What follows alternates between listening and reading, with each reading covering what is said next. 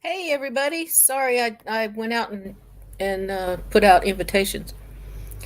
ATV Thunder 99, Pat Gallagher, Peckerwood,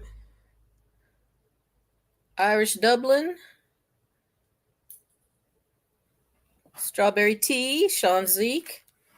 Howdy, howdy, howdy. I'm just gonna be up here playing, just playing videos that I feel like playing. I'm glad everybody's here. Hope your evening is going well.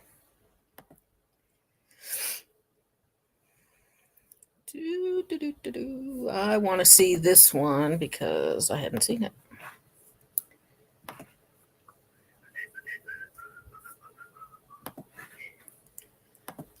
Looking out my back door.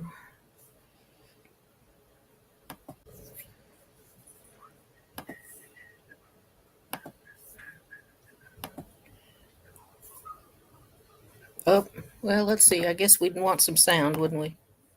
Mr. Granger stands ready to enter pleas as proposed by the prosecutor, limited access to Hey, Carla. How old are you, Mr. Granger? Bandon, hello. 3 years old. City of Detroit versus Ronald Granger. Of course there is.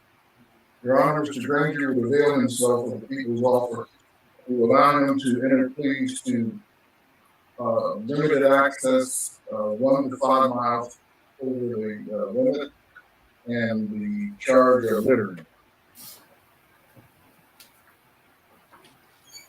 Mr. Granger, you're 53 years old. Is that better? Sir. And you still find it necessary to throw your trash, your garbage that you didn't want on your person, and just litter it on the streets for everybody else to have to pick up after you? No, sir. It wasn't like it sounds. I had a water bottle sitting on top of my bike and it fell off. I didn't pick it up right away. Thank you, T. So I wouldn't call that like I was just littering in the city of Detroit.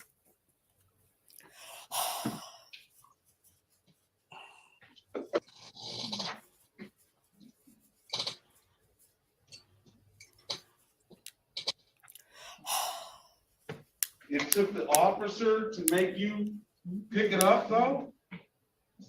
Pardon me? You didn't stop and pick it up on your own, did you? Hey, Texas. Sir, I would have picked up the water bottle, not a problem. But I felt like the officer was also kind of picking on me. Poor baby. And you say that, how is that? Sir, I don't know if you ever experienced anything like this, but you know, being a black man, it's kind of rough out here for us. Mm-hmm. I'm a black man too. Yeah, I understand that, but sir, I haven't got any tickets, and and been in any kind of trouble in years. All I'm talking about, okay, let's break it down. Hi, You William. got pulled over for going 53 miles an hour in a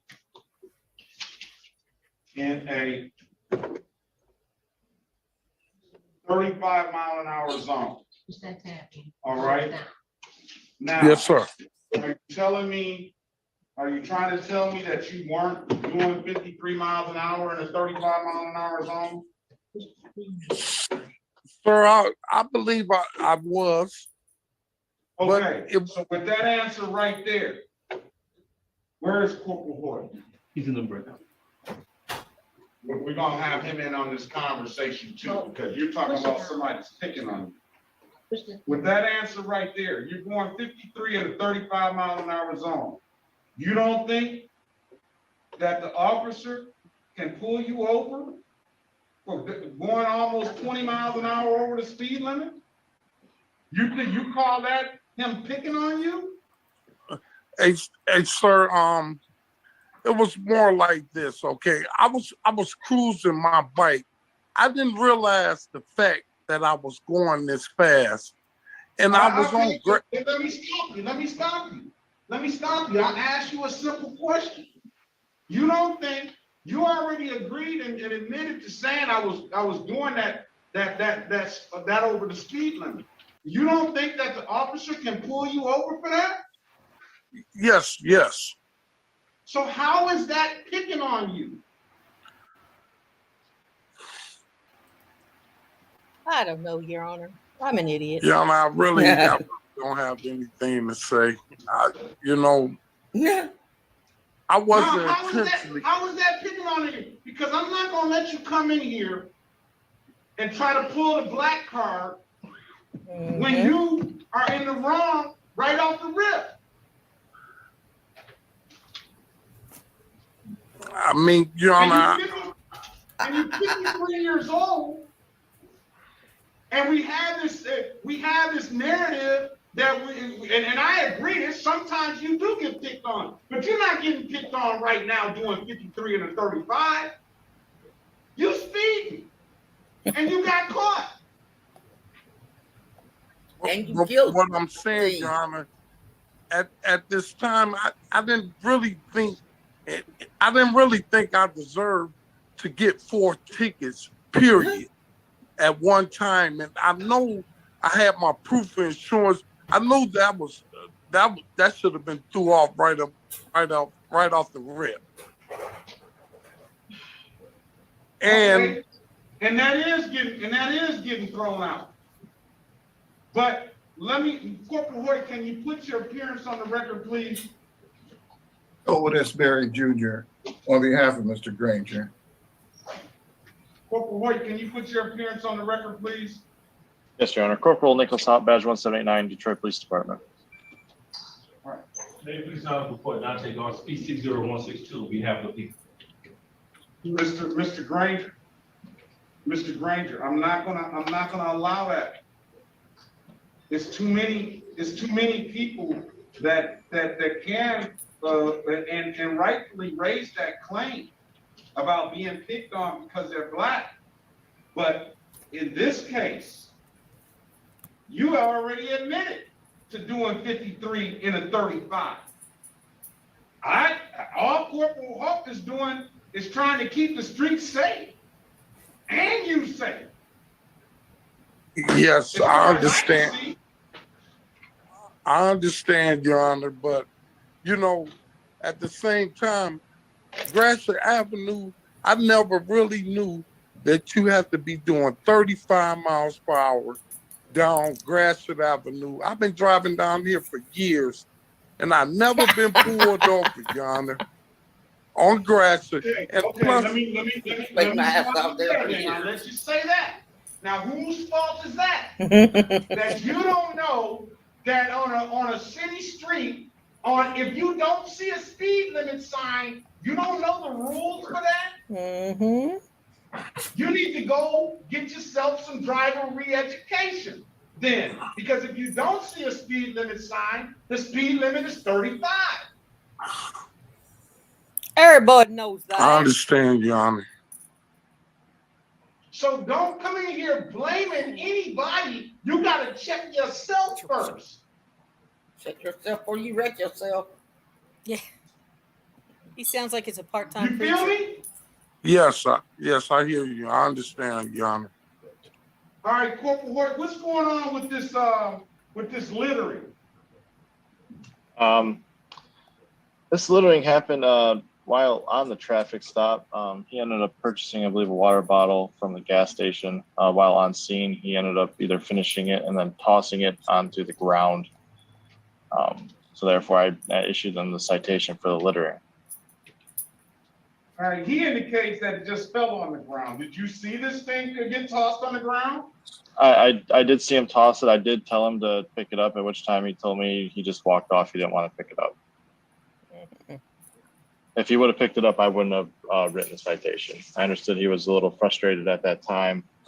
Usually with that he was not on the bike and tossed it, somewhere in a different direction. It was in his vicinity where he could have picked it up and just, left the location. All right, so now we face to face, we man to man, Mr. Granger. What you got to say about that? Did it go down like that or not? Pardon me? Did it go down like that or not? Yeah, it kind of went down like that. That's face Kind of to went face, down like man to that. man. All right. Kind of, What sort you want of. to do, Kind of. Counselor? Your Honor, Mr. Granger wishes very much to avail himself of the offer to enter pleas to limited access 1 to 5 miles over and the littering charge, Your Honor. As for the littering charge, what I'm going to say about it is, and the reason why, I'm definitely being hard on you, Mr. Granger, because you made that initial statement that you feel that you're being picked on because you're black, and I'm not going to let that statement go light, because if it is a case situation where I felt that was actually the case, then I would delve more into that with the officer. But in this situation, the initial thing you said automatically was I was doing 53 and a 35.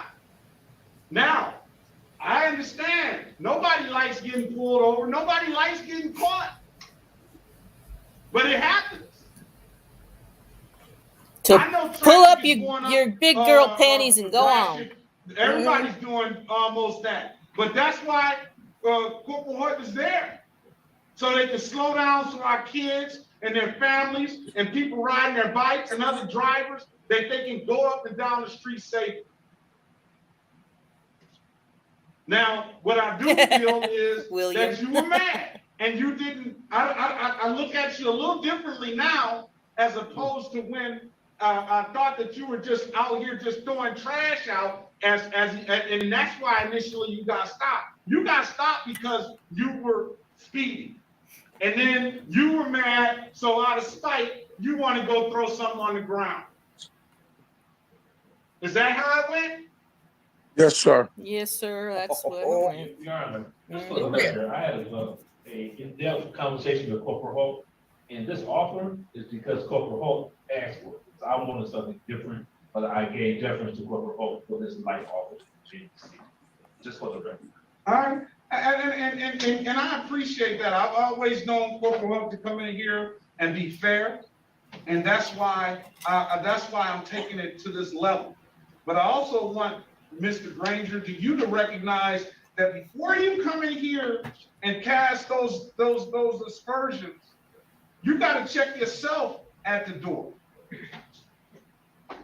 And then it's a point where, probably if you weren't mad, if you would have known the rules to the road and known that 35 miles an hour is the speed limit, if you would have known the rules yourself, you probably had this whole situation probably would have rolled a lot differently because you wouldn't have had that attitude with the officer. Right, sir. But you know, on a Don't regular do it. journey, Don't. Come on, I Dave. don't speed. I don't. I'm a Stop the madness. law-abiding citizen. I work. I normally obey the law. Period. Normally, I got that. I got that. But you can't say you don't speed because you admitted to speed. He can't get out of this You don't one. know the rules No. of the road. You need to the check more he the speaks, rules the of the deeper that road. hole gets. And you would have known that Gratiot is 35 miles an hour. We're not saying that you some kind of super criminal or nothing. All I'm saying Obviously is that, not. first of all, No. when you get pulled over, no matter whether you feel that you're right or you wrong, or you feel that the officer's wrong, you need to check yourself and check your attitude. And then you come into court and deal with it, because you probably just would have been dealing with just a speeding ticket, or maybe you might not have been dealing with nothing. He could have said, I'm just gonna give you a warning. Yeah. Your Honor, Yeah. you know, after my bike got impounded and I went down there and paid $300 to get my bike out, I was a little frustrated. I was a little angry. And I wish I hadn't went off like that. But, I bet you do. you know, sometimes things happen in the spur of moment, you know, without you're thinking with all your sense, you know. I got you. Mhm. All right.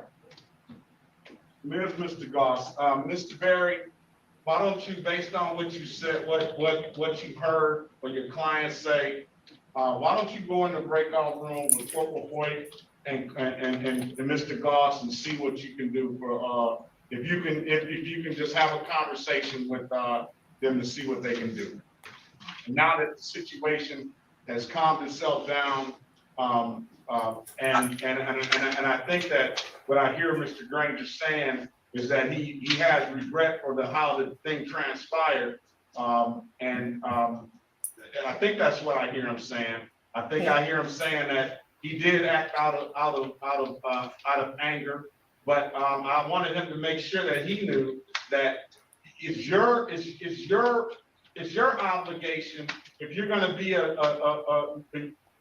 it's your obligation to know all the rules of the road, and they're all written. I know you've been driving probably longer than I have, and you haven't had driver education in a long time, but they're all written down, sir. So go ahead in the breakout room and see. I'm particularly, I was really upset about this littering thing. So go in the breakout room and talk to Mr. Goss, and then Corporal Hoyt. Join that room again, Mr. Goss and Hoyt, and see what you guys can talk about. All right. Sure. All right. Lay Let's down. go back on the record with Mr. Granger. Lay Mr. down. Granger, I've given you an opportunity to speak with Hey, Joshua Mr. Berry Lee. in the breakout room. Very, very good defense lawyer.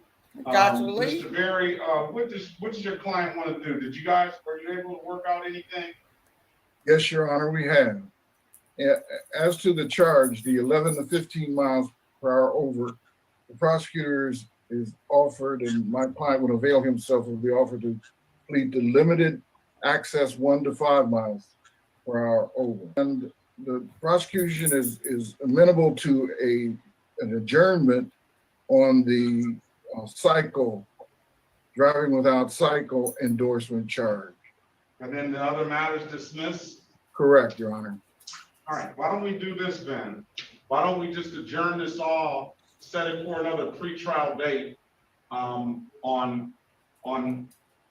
the, how many days is that gonna be for that cycle endorsement? How long is it gonna take you to get that endorsement, Mr. Granger? I can work on that as soon as possible. Maybe I could set up an appointment to go down there next week. Why don't we, well, I'll give them 60 days to get their cycle endorsement. I wrote the offer down, limited access, 1 to 5. We can take care of it all in 60 days once he gets that cycle endorsement. What I want you to do, sir, is bring that cycle endorsement with you in 60 days and bring the proof of insurance to the vehicle or to the bike. And then we will, now what about they're willing to dismiss the littering charge? Correct, Your Honor. All right, we will, we'll come back in 60 days and we'll take care of this stuff, all right? I wrote the offer down. Go ahead. 36th District Court. Your Honor, if I just plead guilty to,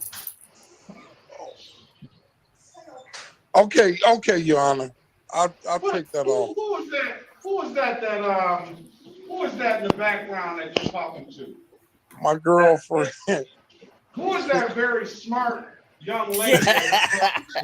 Take the deal, Let me- dumbass. Exactly. Let me speak to her, please. Miss Harris. That's Miss There Harris. she is, bitch. Good morning, Your Honor. I work from home, so I got rollers in my hair. I work for the state of Michigan. I'm a foster care supervisor, so I'm familiar with the court system. So I'm just trying to advise them.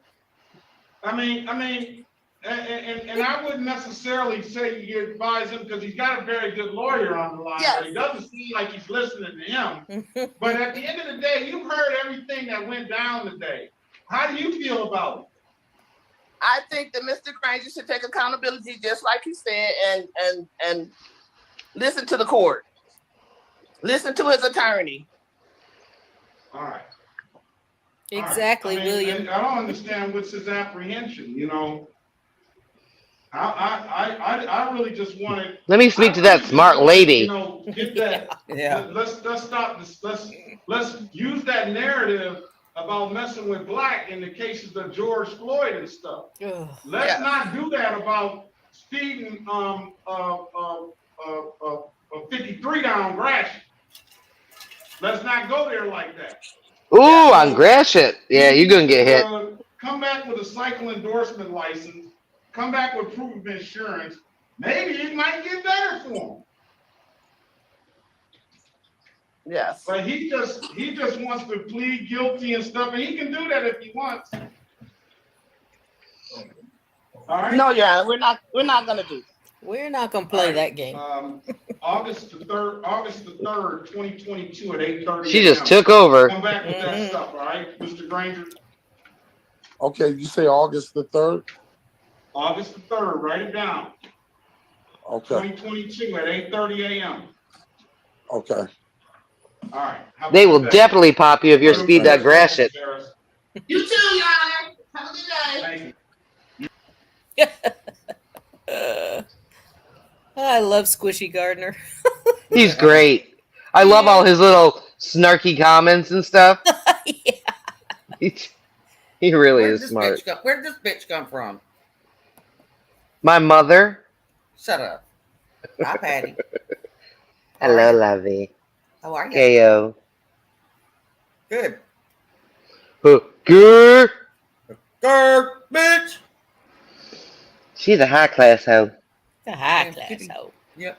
So high class, I got girls working that corner for me. Exactly that. That's She's a called trainer hat. now. Mm-hmm. Exactly. She's a trainer now. Mm-hmm. The apprenticeship's available. She doesn't even have to get on her knees anymore. She tells them to get on their knees. That Who'd corner won't we work itself, lose? but I don't have to do that anymore. Who'd we lose? Nobody. There was Okay, only never the two mind. of you. Yeah, I'm sorry. Never mind. Never mind. Never mind.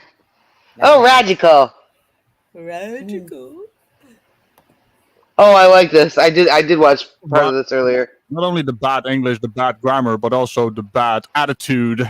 For someone who doesn't really get pissed off at videos made about him, he surely got pissed off. I normally don't do this, you know. A video is done and then I move on to the next one. But in this case, I find it rather amusing to do a video on him again. Let's see if we can tickle him a bit more. Big Nick South Florida Accountability. I'm in the city of West Palm Beach, Florida. I am with the two queens of auditing. Oh, great. There's 3 of them now. You know, 3 people with negative brain incapacity doesn't make anything smart happen. So this is going to be amusing. Hey, Ben. Did you let loose any animals today? I'm with Miss Fiona Rawls. I'm also with, you guys know who this is, Acura Amanda here. Don't Oh, feel Lord. shy. Oh Oh, God. for fuck's sake, really? I don't know who the third one is, but Acura Amanda. I've done a video on her as well. Wasn't a good look for her. Coming out to conduct the Never first is. limit audit of the West Palm Beach Police Department to do some public. You're a records liar. requests. Public what request? Do you mean public records request? Is that what you're trying to say? Yeah, there goes my word a bit bucket. Good job, Nick. And to make sure that they respect and honors our right to record in public. Let's go, 6.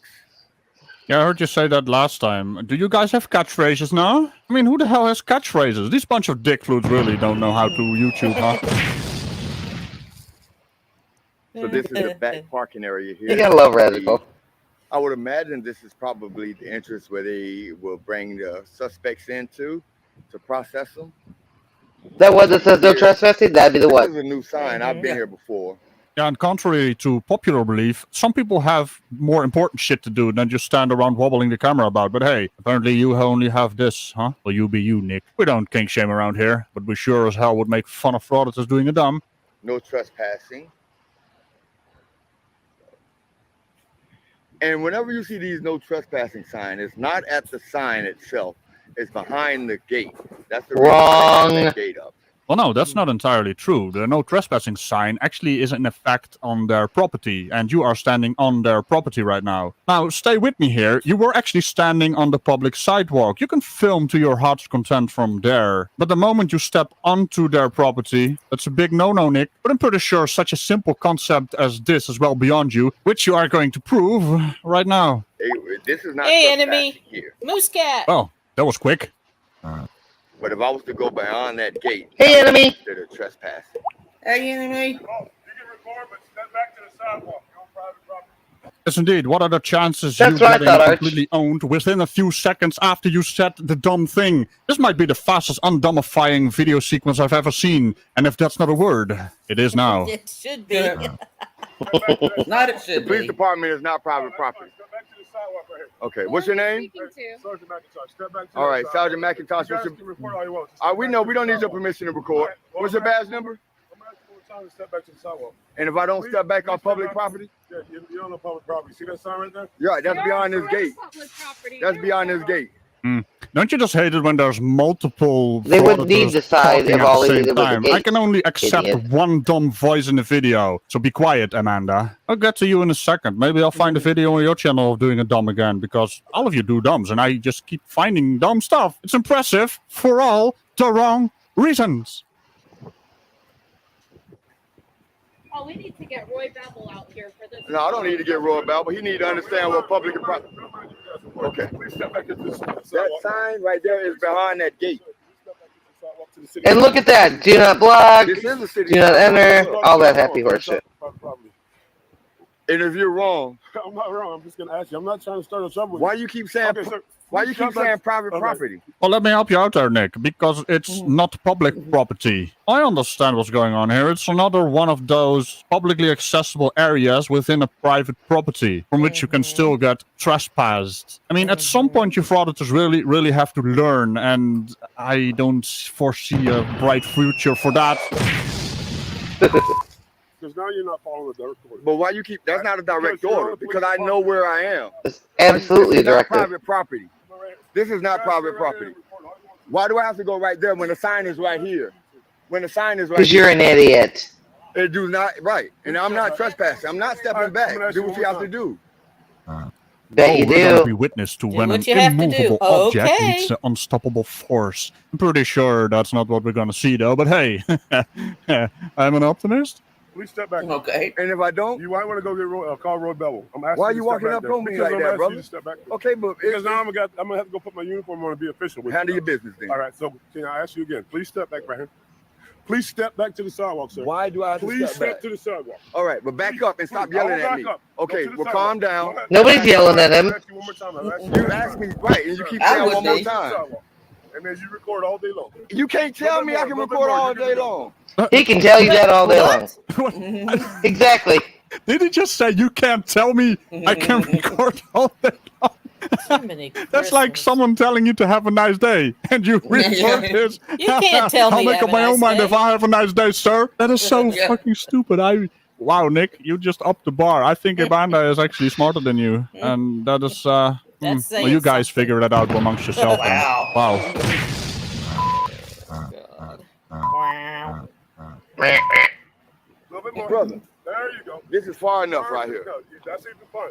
As long as you ain't so is this the difference right here from right here to right here? I'm trying to give you a little leeway. You're not giving. You don't have the authority to give me any leeway.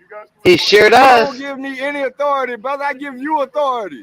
All right, Nick, you gotta stop, man. But that's the authority you don't give me gave any him. leeway. You don't have authority to give me any leeway. You have no authority. What are you doing? You're butchering the English language, and it's. Where'd the cow go? You pissed off the cow so badly, she actually. Wow. You are on a roll, aren't you, Nick? Delayed explosion of my wordy bit buckets. Good job, Nick. For fuck's sake, man. The fallout of this video is going to be terrible. I'm going to have to deal with a mad cow as well. No shit. And what's gonna happen? What's gonna happen? You'll find out, asswipe. Don't have to tell you. Don't have to tell you. You're a bit of a tyrant, aren't you? We ain't cool with you. We not your friend, buddy. All right. So then you know that nobody's trying to give him a hard time. They're just. That's what you doing. You just tripping because I know where the trespassing is behind there. Oh, for someone who wasn't gonna move, you moved back quite far, Nick. What happened? Please step back. Trespassing is behind that gate. Please step back, sir. You're not telling me. No, it's not. The gate takes care of the trespassing part. This is public property. Sir, I'm only gonna ask one more time. I'm only gonna ask. You know what? Because I believe you want to do something. I took a step back. Forever the victim, aren't you, Nick? The officer is actually being very lenient right now. He just asked you to step back, and he raised his voice just a little bit, and that apparently intimidated you. Aren't you supposed to be big, Nick? What happened? I keep asking him what happened. He doesn't understand that he's being made a fool by himself. Like I said, actually, the officer lowered his voice. Rhetoric, braining, whatever you want to call it. I don't care how you ask me. Art, you're killing me. You are. Thank you, sir. Appreciate it. Can we get a flex for the camera? A what? Can we get a flex for the camera? No, I'm too old for that. No, I don't care about your flex. I need you. Flex for the camera. Oh, yeah, that's right. You're actually asking for the badge number as well. So that's a policy. It's not a rule. Policies are not laws. All that jazz. You know that, Nick. Come on now. I mean, I am using you lots of words against you right now. What's your badge number? Do not fail identify if you're going to give me orders. Do not fail identify. It's in your policy. You go on YouTube, you know that, right? And you think that matters? You So do realize what? that our YouTube channels, even my YouTube channel, is just a YouTube channel. Real life is not intimidated by social media, unless you're a, well, little Nick, I guess. I think you should change your name, mate. See, the thing about this is you actually think you're important on the internet with the comment you actually posted on your own channel while actually having posted it on my channel, then deleting it. I mean, the sheer arrogance on your part, it's kind of pathetic. I mean, I don't take myself serious. This is just a YouTube channel, mate. It's for entertainment purposes, and you actually think you matter with your YouTube channel. Preston. Oh dear. Someone maybe should inform him that YouTube is not real life. We don't need your permission. We don't need your permission. Stop doing that. Say it again. Say it again. He's a liar. What a joke. I'd rather take it back. Amanda is dumber than you. What the hell was that childish shit? You guys are adults. Act like it. Bunch of 5-year-olds in the backseat of a car. Mom, he's touching me. I'm not touching him. He's Grow the looking at fuck me. up. He's looking at me. Oh, we need to get Roy Babel out. What was here? Not even a minute. Who the hell is Roy Babel? Someone from the sheriff's office. What are you Lincoln? Oh. Yeah, I want somebody out here with higher ranking than you. Yeah. Oh, 'Cause I need that to be explained to me. Oh, you don't, you hypocritical little bastard. You just want to, you know, have them do stuff because you are powerless and think you have power and, you know, they're just doing their job by informing you. But the information is not actually getting stored in between your ears because you're incapable of that, as per frauditor rhetoric and cult rules. I mean, how else are you gonna explain it? Every time something gets explained to a frauditor or a sovereign citizen, they keep doing the same thing over and over again. Hey, I am Poster 7. Hello. Linda Lee. Hello. Good citizen. Good citizen. Good citizen. A resident of Palm Beach County. Linda, I have to agree with you. A public servant. Public servant. What? He knows who I am. So you need our name is? You're a liar. Go on. All right. Empty on the road. And bring those complaint forms down. Okay. All right. I wonder what your ID looks like. Is it as bad as Sergeant Alfie? Absolutely. I'm Big Nick. Yeah. Big Nick. That's That's not what she said. probably, yeah, I'm Big Nick, South Florida Accountability. That's Acra Amanda. Hello. You Yeah. probably know about her catchphrase. You're a liar. He's a liar. What do you want from me? Predators with catchphrases. That is so dumb. Mostly because the projection in this particular catchphrase is so damn ironic, it's not even worth addressing. That's Fiona Raw. Look how butthurt he is. Yeah, I've seen quite a few videos. I don't know that I've seen you guys. Hey, buddy, talking loud ain't gonna make you more authoritative, man. Authoritative? Oh no. yeah. Big Nick, your entire audio in this entire video, I had to normalize it because you're talking really loud. It's just too damn amusing to me to see their echo chamber and all the dumbasses in their comment section actually praising this kind of behavior. What is this world coming to that we allow this kind of immature behavior on the streets? We're supposed to progress. We're not supposed to regress. Cover me harder, Daddy. Good job, guys. Thanks, man. Be safe, all right? You know your rights, right? Exercise them, buddy. If you don't use them, you lose them. All right. Not her laugh. Nails, chalkboard. For this, they are not self-aware. You just proved it. He was about to go hands-on with you. He's a liar. Oh, he loves to govern us harder.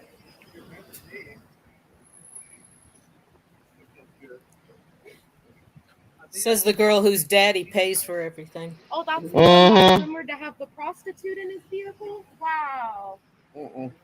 I can tell you what. Let's just make up something now. Being the exact same size as he and standing up to him. Nick, are you really trying to pretend you're tough now? I mean, you're a pretty tall guy, but you backed off the private property rather quick, didn't you? Only because like the a officer, bitch. you know, asked you in a demanding voice to move. I mean, your fake tough guyness is all over your videos. The last video I did on you, which basically made you make a community post about how you don't know who I am and I don't exist, and, you know, I really don't care. But it was rather funny that you were going on about YouTube views and all that jazz, and, you know, I called you out on it. And all of a sudden you turned it around on me being obsessed with views. Well, I'm not. I just make good content, and my views are higher than yours throughout the channel for some reason, even though you have 6 times my subscribers. But yeah, one of your frauditor buddies commented that community post of yours. That is the reason I made this video. You know what's going to happen after this video? I'm going to forget all about you. But I have this feeling you may make another community post. Heck, you might even stream about me. That's the problem with dumbasses. They don't like being called out because they can't handle the truth. So where were we? Oh yeah, you backing off bravely. Bravely. Backing off bravely. Hey, big man, they say you was the one that was rumored to have that hooker in your car. Come on, man. Come on, man. In the car that I paid for, in the vehicle that I paid for, you're picking up hookers. You don't pay taxes. You work the They didn't realize that you pretty much have to be a property owner for any of your tax money to go to that, right? Well, see, he was so quick to talk to us about being on public property, but he won't answer that question. You got it on video. You can't intimidate a witness. She told me everything. Sure, she did. Did he just tell her And to it's shut not up? finger licking good. I think that was me. Not her, I bet it wasn't. Because I did. That's a moldy biscuit.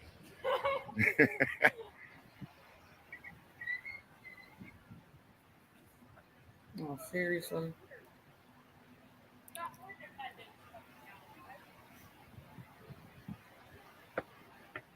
Where's he going?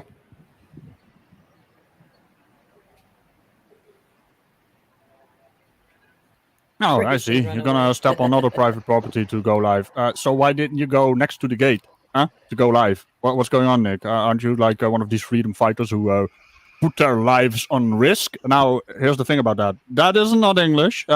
You said it, not me. Previous video. Haha. Bye-bye. I'm not even gonna do an outro because you're not worth it. But hey, do remember to think about an all. Yeah, he did say that. Put my life on risk. Bye-bye. Like, what? Little Nick gonna play in his little echo chamber. He did say that. Put our lives on risk. I'm sorry, what? Yeah. English, please? It's pretty bad when someone from the Netherlands has to point out that your English is less than up to par. Uh-huh. And knows more about our laws as well. Ooh, It's like Van Balen.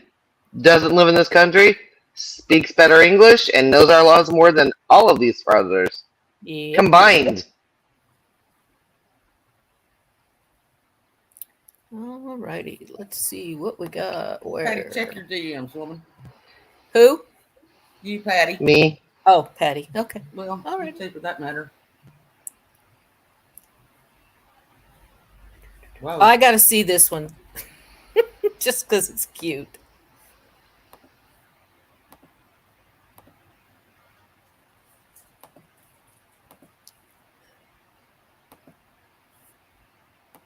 Hey guys, gals, whatever's going on in your life today, I thought I'd break it up for a minute.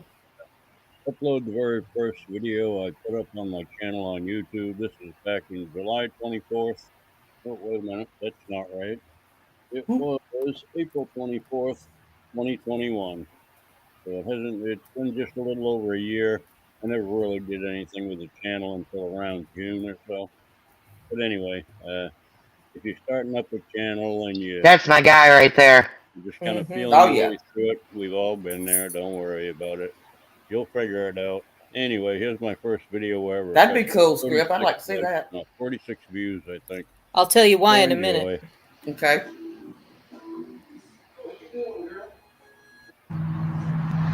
Getting a tour of my $100 25-year-old riding a lawnmower today. She's seen better days, but she does the job. I got a seat cover. Look at that seat. God love him. Completely redo it. I just had to replace this starter down here. This thing right here. Just one $100 though. Two bolts up here that hold it in. $36 for a new starter. And there's the old one. Here doesn't disengage. The spring's crushed. So it would just sound like it had a dead battery. It would just turn up and go, it wouldn't start. No, it took me a couple of days to get that at Walmart online. I don't use Amazon. Walmart's cool enough. This is it. That's my masterpiece. 16 horsepower Briggs & Stratton, I believe it is. Oops, love Grady Joe. So if you've got a new starter, new solenoid, it's even got a brand new battery in it. It'll fire right up. Need a seat, pumpkin. So when I get off it, it doesn't shut itself off. That's pretty cool. Let's see if she'll fire up. You gotta love him. Oh yeah. It's Sam Elliott.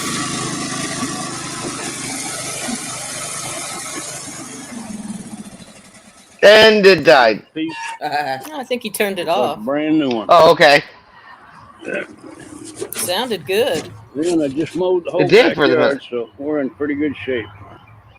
Well, there you go. From 46. Oh, the Gators in the swamp will be fun too. Now I get up in the thousands somewhere. I'm up to 4 million views altogether. So no matter how you start out, if you pay attention and try to keep on the right track, you'll do fine. Don't worry about it. You'll be just dandy. Y'all have a great day dandy. Now. Bye. Bye. Just dandy. Oh. Hey, I think Van had a new one today. I was working. We just watched it. Van Valiant? Bitch. Look, Hooker. You and me can tangle. Bring it. We're gonna tangle. Bring it. Don't make me change my avatar to something you don't like. No, don't. Uh-oh. Not private. Don't do that. I'm not talking about the ones I only use in private. Oh, well, what are you going to do then? Alrighty then. Okay, no. I'm sorry. Whatever. What? Sorry. I'm sorry. Alright. Sorry, Patty. Let me see I'm here. scared now.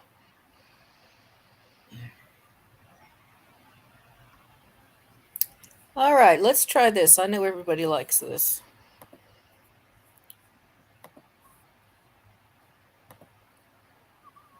Oh God, she's gone. Oh, Patty, you're such a bitch. The reason I suggested that auditors audit the Louisiana State Police is because they're under, they're under investigation by the Department of Justice. So anybody going around to bother them is probably going to get the back of somebody's hand. Oh, that would be fun. Good night, quiz Ben. channel. Today's quiz is general knowledge, true or false. There are Bye, 4 Ben. questions in total, and you will have 10 seconds for each one before you'll be given the answer. Oh, new Started. Good night, person Ben. doing them. Question 1. It's a Ears different help you channel. balance. Yes, they do. Yes, they do. Yes, absolutely. The inner ear, to be specific. Mhm. True. Question 2. Dogs are colorblind. True. Wrong. Red and green. Wrong. True. I just had this question on another trivia thing today. The red and No, green. when they're born, they're colorblind. When they're born, they're colorblind. When they're first born, I think is what it That was. wasn't a caveat in what I read. Whatever. Not true. Shut up, Patty. True. It is true. Question 4. Humans have unique tongue prints.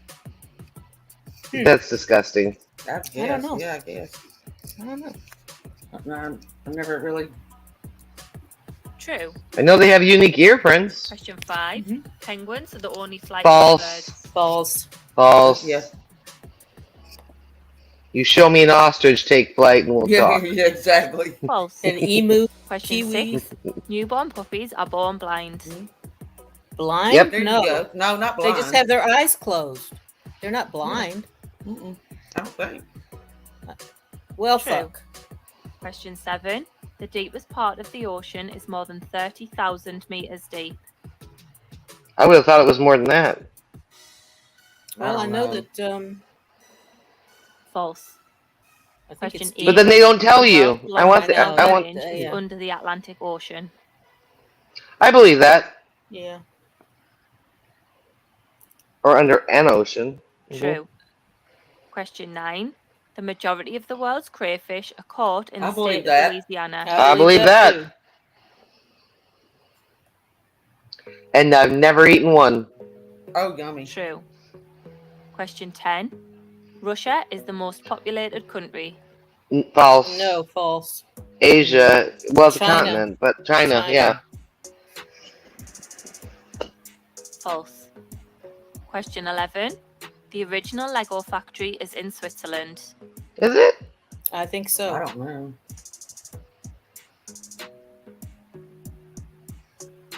False. Oh, false. Question 12. Germany produced over 10 million cars in 2020. In 2020, I Okay. doubt it. No. Not with the pandemic. I doubt it. That's what my train of False. thought. False. Question 13. A camel can drink up to 240 pints of water I believe in it. 13 minutes. Yeah. Got places to store it. True. Question 14. That's Rome one thirsty Colosseum camel. could hold No up shit. to 8,000 spectators. I have no idea. 80,000? I've never really I given it much thought. Doubt it. Is it true? True. They had that many people that could travel? Asia is the world's largest continent. True. True. Or actually, yeah. True. I was thinking, Question 16. The emperor penguin is the largest penguin species. True. Oh, yeah, I'll go with true. yeah, because it's above king, yeah. True. Question 17. Russia covers 1/8 of the Earth's surface. No. False. No, really? Really? It's a big Wow. Question bitch. 18. The Battle of Hastings took place in 1067. No. Not a clue. 1066. Not a clue. False. Ah, yeah. False. Question Yeah. 19. Gareth Gates won Pop Idol in 2002. Who? No idea. Never heard of him. False. Question They should 20. tell you the right one though. Chow Chow breed dog has a white That's tongue. False. It's black. Has a blue tongue. Well, It's blue. blue, black, black, blue. False. Question 21. Perth is Australia's largest city. False. Where's that little Amanda Panda when we need her ass? Yeah. Exactly. Or combat. Yeah. False. Probably Question Sydney. 22. An octopus has 3 hearts. What we had this, wasn't it 4? I don't remember now. Honestly, don't remember. I've slept since then, Patty. Mm-hmm. That's right. True. Right. Question 23. Coconuts are grown on palm trees. True, isn't it? Well, coconut palms. Not yeah. a coconut tree. That's a Damn it, trick Gilligan's question. Island. True. Yeah. Question 24. That's what I think of too. Jackfruit is the largest fruit in the world. Never even heard of it. I have no I've idea. heard of it, but I don't think it's a lot. Might be though. Well, hell, what do I know? Question 25. Josh knew that. In the Disney film Dumbo, the elephant grows wings to fly. False. False. No. He's just got them big ears. False. Poor baby. Question 26. No. China has the largest True. population in the world. True. Yeah. True.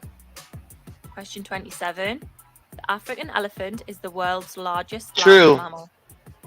African, yeah, I would say so. Land. Mm-hmm. I looked for that word. True. Question 28. The pyramids at Giza were built over 4,500 years ago. True. I know it's a popular Yeah. opinion, but I still don't know how they can prove it. True. Question 29. The highest recorded temperature in the Sahara Desert is over 175 Son of a degrees bitch. Fahrenheit. I hope not. False. Question But they don't tell you 30. what it was. Vietnam is the world's largest producer of coffee. No. No. I don't think so. Colombia. Colombia. Colombia. False. Question 31. I don't even drink Gaboon coffee. viper has the longest fangs of any venomous snake. I don't know, but those are not idea. cute. Those are not pretty. I don't know. Snakes are not my thing. Question 32. The Sydney Opera House has 14 roof vaults. Why not? Okay. Sure. Why not? What the hell? Well, of course. False. Oh, shit. Question 33. Granny Smith apples were first grown. I don't know, but they're delicious. Yeah. I have no idea, but they're delicious. That sounds like an False. American thing. Question 34. Only 5 species of snake live in New Zealand. I do not believe that. Aren't they famous for having like a lot of poisonous snakes over there? Them in I have no Australia? idea. Yeah, I Yeah, think no. they are. Question 35. Antarctica is permanently covered in ice and snow. True. True. Although Although some of it's been melting. True. Well, yeah, now, but Question 36. There are 15 months in the Ethiopia year. Should be Ethiopian, but what do I know? okay, yeah. I don't know how they can have a different I was gonna month. say, why would that be different? 37. Earth False. is the closest False. planet to our sun. We're the third or fourth? Are we the third or Third. fourth? Yeah. Third, yeah. Oh, third rock from the sun. Yeah, Yeah. that's how I remember it. The eggs of the hummingbird are purple. I don't know, but I love I hummingbirds. don't know, but they're great. Yeah. I don't know Oh, I that. love them. False. Okay. False. Question 39. The elephant is the only animal that I can't don't know. jump. I've never seen a hippo jump, but I don't follow them around much. I believe that's true, because I think we had another quiz.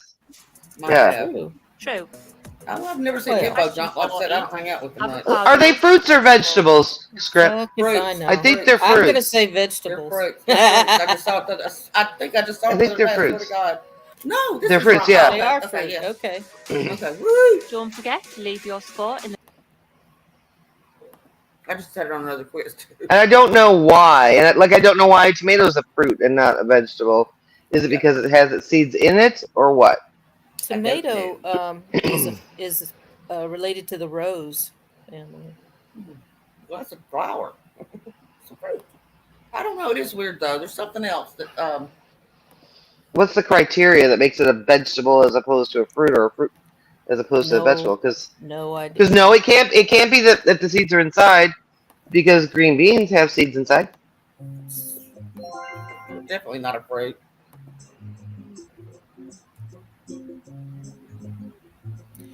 We all are, Pat. Oh hell yes. Oh, I'm right there with you, Pat.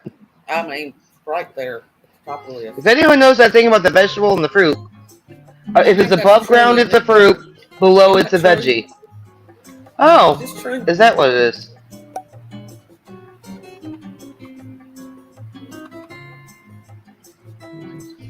Oh shit. That by myself. Einstein. I think it was Einstein. Yep. One of the guys I work with had it in his office. Yep.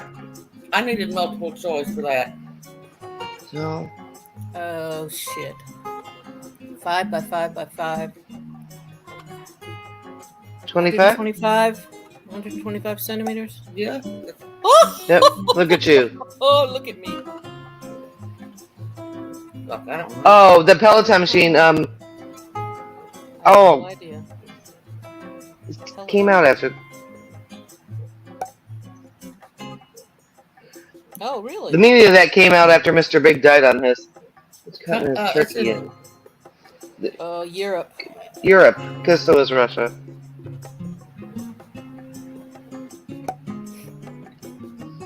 Oh! I'll be damned. Wow.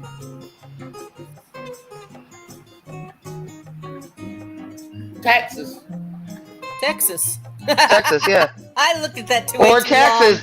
Or Texas or Texas. See, both. Very both. good. Price is Right. Price is Right, yeah. It's a long question. Price is Wrong, bitch. What two words are combined to make the word spam? Ham. Ham and special sauce. I don't know. Spiced ham. Well, I'll be damned. Okay, Jump when I walk, and I sit when I stand. Where's Manda when we need her? For the love of I God. know. Look at this. Shit. Manda. Okay. Okay, you computer folks. What is this? Douglas. Oh, okay, great. Whatever. Never heard of it. Whatever, Doug. Whatever. He's not here. I don't know. American? No. English? No, I don't know. Fuck. He's an alien. Canadian. There you go. Wow. Ulaanbaatar. Oh fuck. Mongolia. Damn woman. Look at her go. Look at her go. Low fidelity. Yeah, I think so. Yep. Huh. What the name is it? Rice Krispies. Snap, Crackle, and Pop. Oh yeah. Yeah. I didn't get the question. Yeah. I didn't either. I was trying to name the candy. Mascot. Yeah. Snap, Crackle. A herd, I think. Yeah, I think it's herd. Herd of elephants. Yeah. Pod. A stampede. That's running. That's a running or herd. a parade. There you go. A running herd is a stampede. Is that Socrates or Plato? Aristotle. It's Aristotle. I don't know. I'm guessing. I don't know either. I think it's Socrates. I didn't know him. It's Plato. Plato. Okay.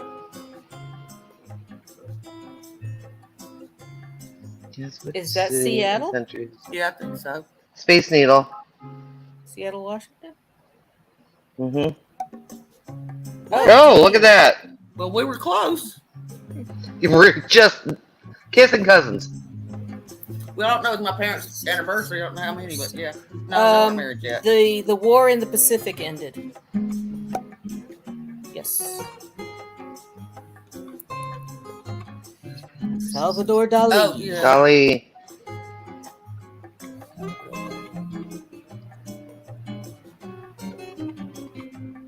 Oh, is that what it's called, Joshua?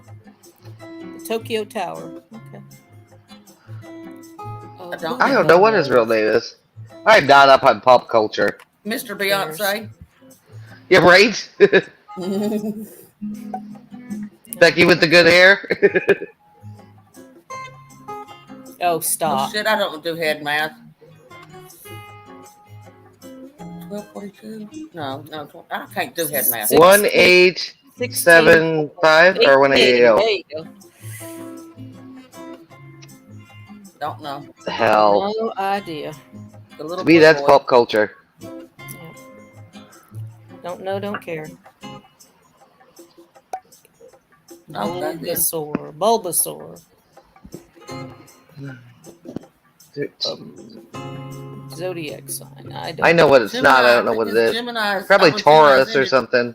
Gemini's right before it. I don't know when it ends, and I don't know. Okay. Yeah. Oh, you're right. Oh, me. I'm a Gemini. That's why. Yeah, that's why I'm so serious. Chimney. Yep. Chimney. What else could it be? Glen Serio. Yeah, that's it. Chimney.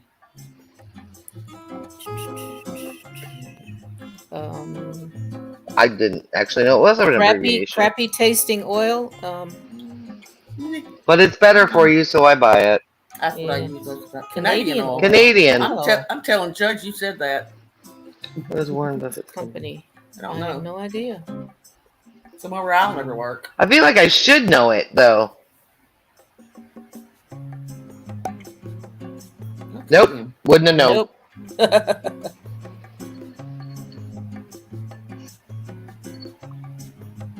Not a clue. No idea.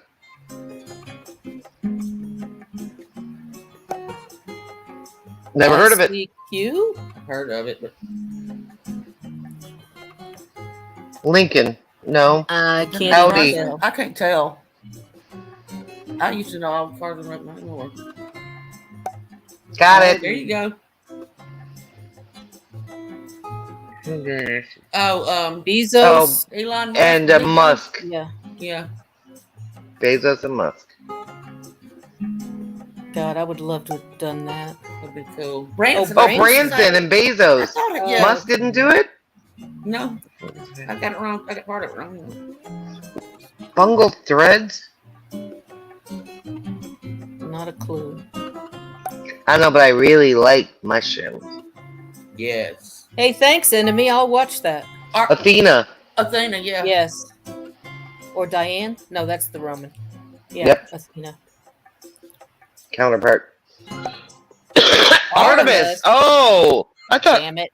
I really thought it was Athena. Athena was An apple with a bite. An apple. Yeah.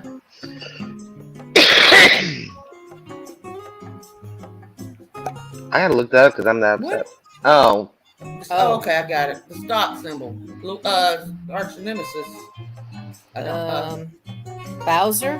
don't know.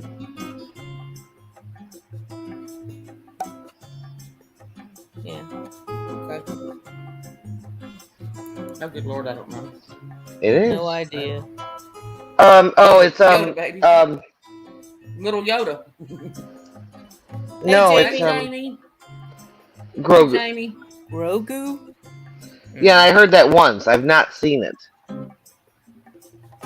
Is it the Euro? No. No, that's not what it is. Thai bot. The bot. Okay. Oh, I've heard Hi, Jamie. I've heard of it. Oh, Lord. Raindrop. No clue. Mozart? I say Chopin. I don't know. Or Chopin. I don't know. Yes. Oh, It is that was a Chopin. pure I guess. guessed Pure poorly. guess. Yep, so was Mozart. Did you call food?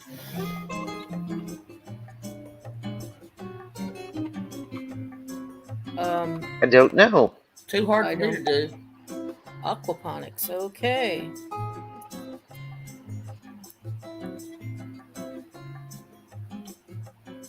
Either knitting or knitting? crocheting. Oh, maybe crocheting because it's a hook. Crocheting. Yep.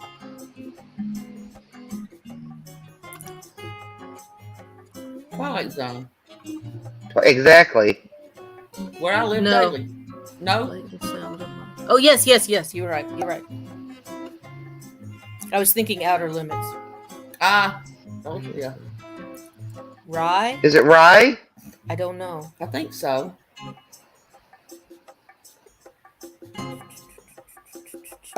No. Corn. Corn?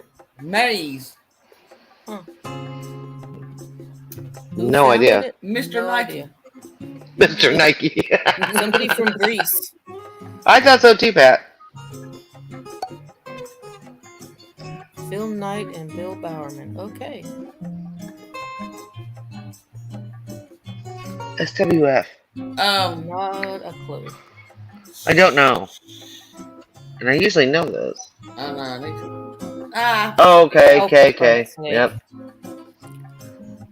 In? I don't know. Integer? No. Natural log. Okay then. Oh, okay. Is that like an algorithm?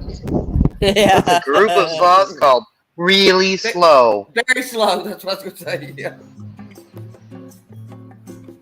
I tell you what, the Didn't know it YouTube is really way behind us. Let's not answer any for a little bit so they can catch up. Okay. That's okay because I don't know this one anyhow, so I won't be answering. A bed. That's appropriate.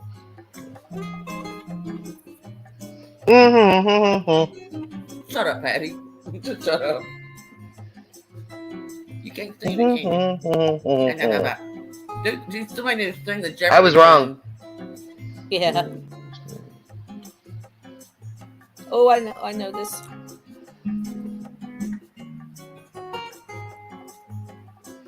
Arkansas Razorbacks going to College World Series. Yes.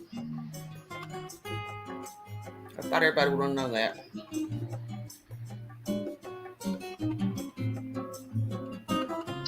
You timed that really well because I haven't known the last three.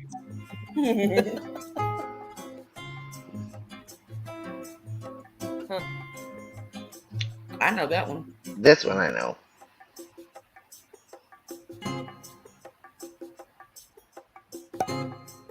Yep.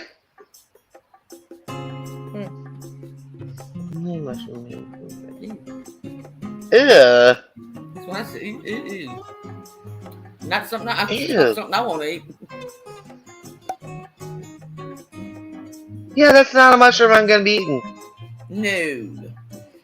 Not very many, thank you very much. I will skip that fungus, thank you. Yeah, I'll skip that fungus too.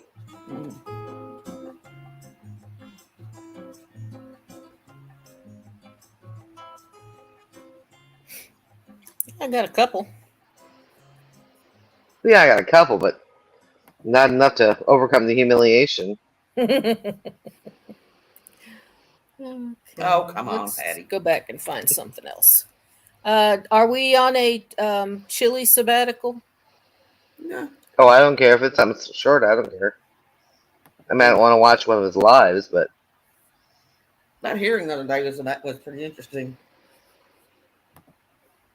The first one, hadn't heard the second one yet. This is News Now Enemies Chicken. This is the first pictures. Bertha had her. oh, he just said they were hatching. On the spot. Oh. And then they hatched her babies. Oh, there's a baby on the left there. Oh, I think there's look two at of them. that. Oh, there's two right there. That's a cross between on the left. red and blue out in front. Look at that. That's the Bertha bird. Who's a good girl? Looking at that. Yeah, Bertha. That's the Bertha bird. It's Aww. about animals and babies that make us do that because we all do. All of them. It doesn't matter what the animal is either, practically. I mean, I'm not going to go crazy over a slug having a baby, but... Sure, I've seen that in the driveway. Somewhere going, oh, look at the little. But I remember watching Debbie Davis's goats be born. That was kind of cool, actually. Yeah. That was... And they were so cute. Oh my God, were they cute. And she named one of them Mike. Gator's getting awfully demanding in the chat, Script Cat. What's he asking for? He's demanding Play what? something. Oh, okay. After this, okay. Just hold your Script pecker. Cat, play that. Yeah. Well, that's Doug. Peckerwood is not Doug Peckerwood is Gator. Yes. Gotcha. Today. I once dated a girl with a twin. People asked me how I could tell them apart. Lisa painted her fingernails purple, and Bob had a cock. Wow. Okay, now. There was no. It's a good way to tell them apart. You know, it's a valid point. When you didn't say please, it sounded demanding. Just saying. He's on the side of the road. You're gonna get killed for sure. Oh, look at that little, look at the baby. Oh, now there's 3 or 4 more. 1, 2, 3, 4, 5, 6, 7, 8, 9. Holy shit. We got a kitten problem. We have a kitten problem. It's called an infestation. Oh my gosh. Who would do Look at that. Boy, that's one worn out mother. She's like, just take him. Yeah. I thought I'd take one.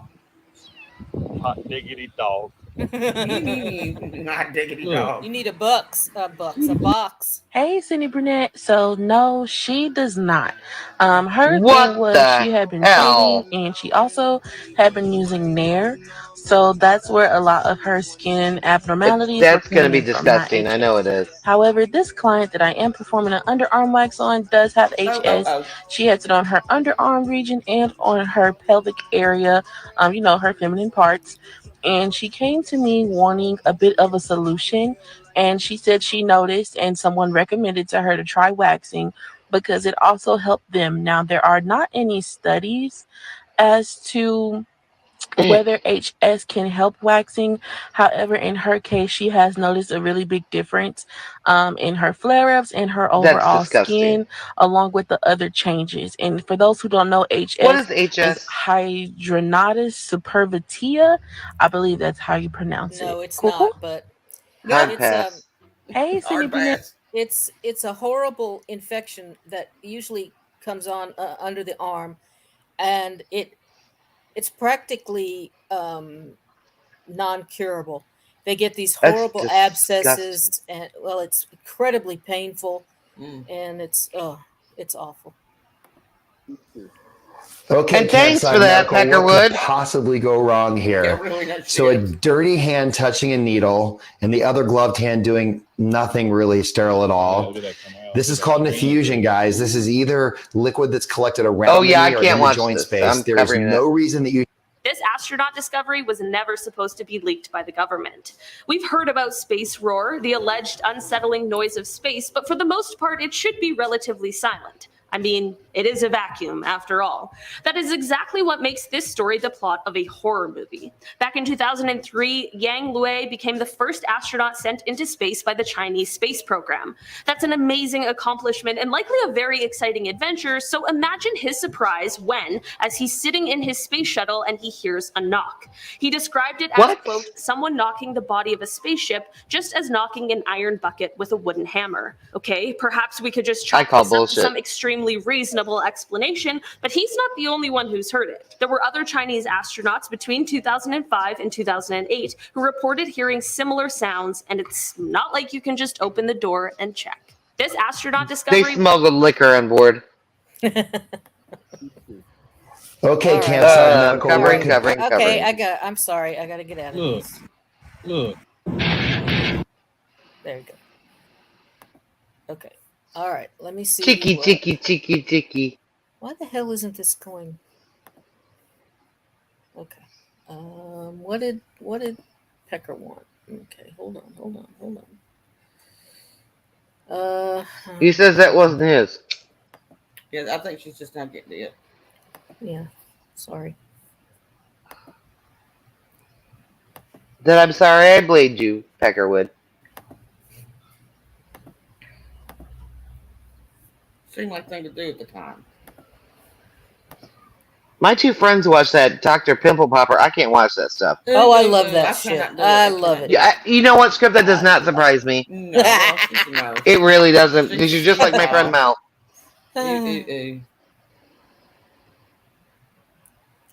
Okay.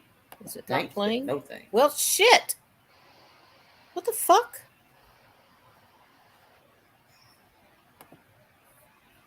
Why isn't it playing? Oh. Fuck. Sorry. Apparently it's audio.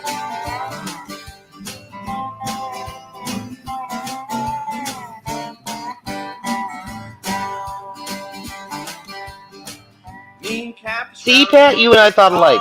And fixed it up just fine. And when she was ready, we took her out for a ride. Then stopped, driving her crazy and drove it up a tree. The next thing I know, there's old catfish running away from me. When firemen Riveting viewing. let me help you down, son. I said, thank you, sir, that's more than catfish would have done. We went out for drinks and... Riveting, I tell you. Tell me what? Must see TV. What was that? TV, yeah. The Friends Night? That was must see TV. Yeah, that's enough. Okay. Where was I going? This one. Right, Pat?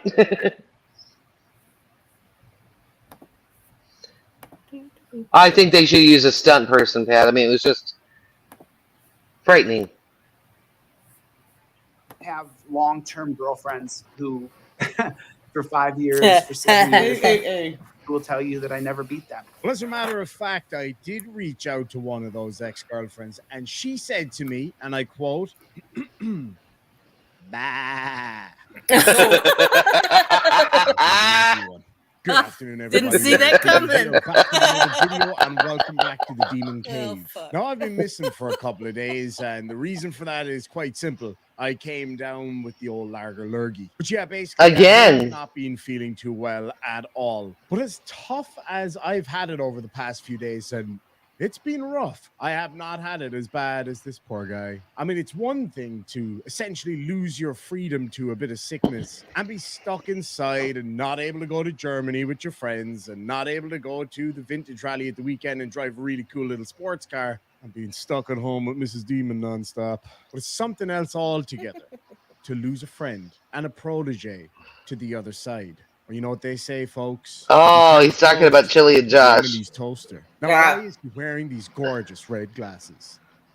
Because I'm in full alpha male mode while I do this video. Today, we're having a look at, of course, Chili de Castro. But my heart aches for him, for he has lost his friend. Let's get stuck right into it, shall we? Welcome to the show, Chili. Please tell me, how does it feel knowing that your friend turned his backs on you? You know, it's just so. It's just because you robbed him. It's depressing. It's a little sad. No, you know what I mean? Because poor little Chili Willy. You try to be a genuine person and be friends with people, and the truth is that everybody has an agenda. What's going on? So, you know, You robbed him. Then you squatted on his property without permission. I filed a harassment restraining order against one of the trolls today. Pecker.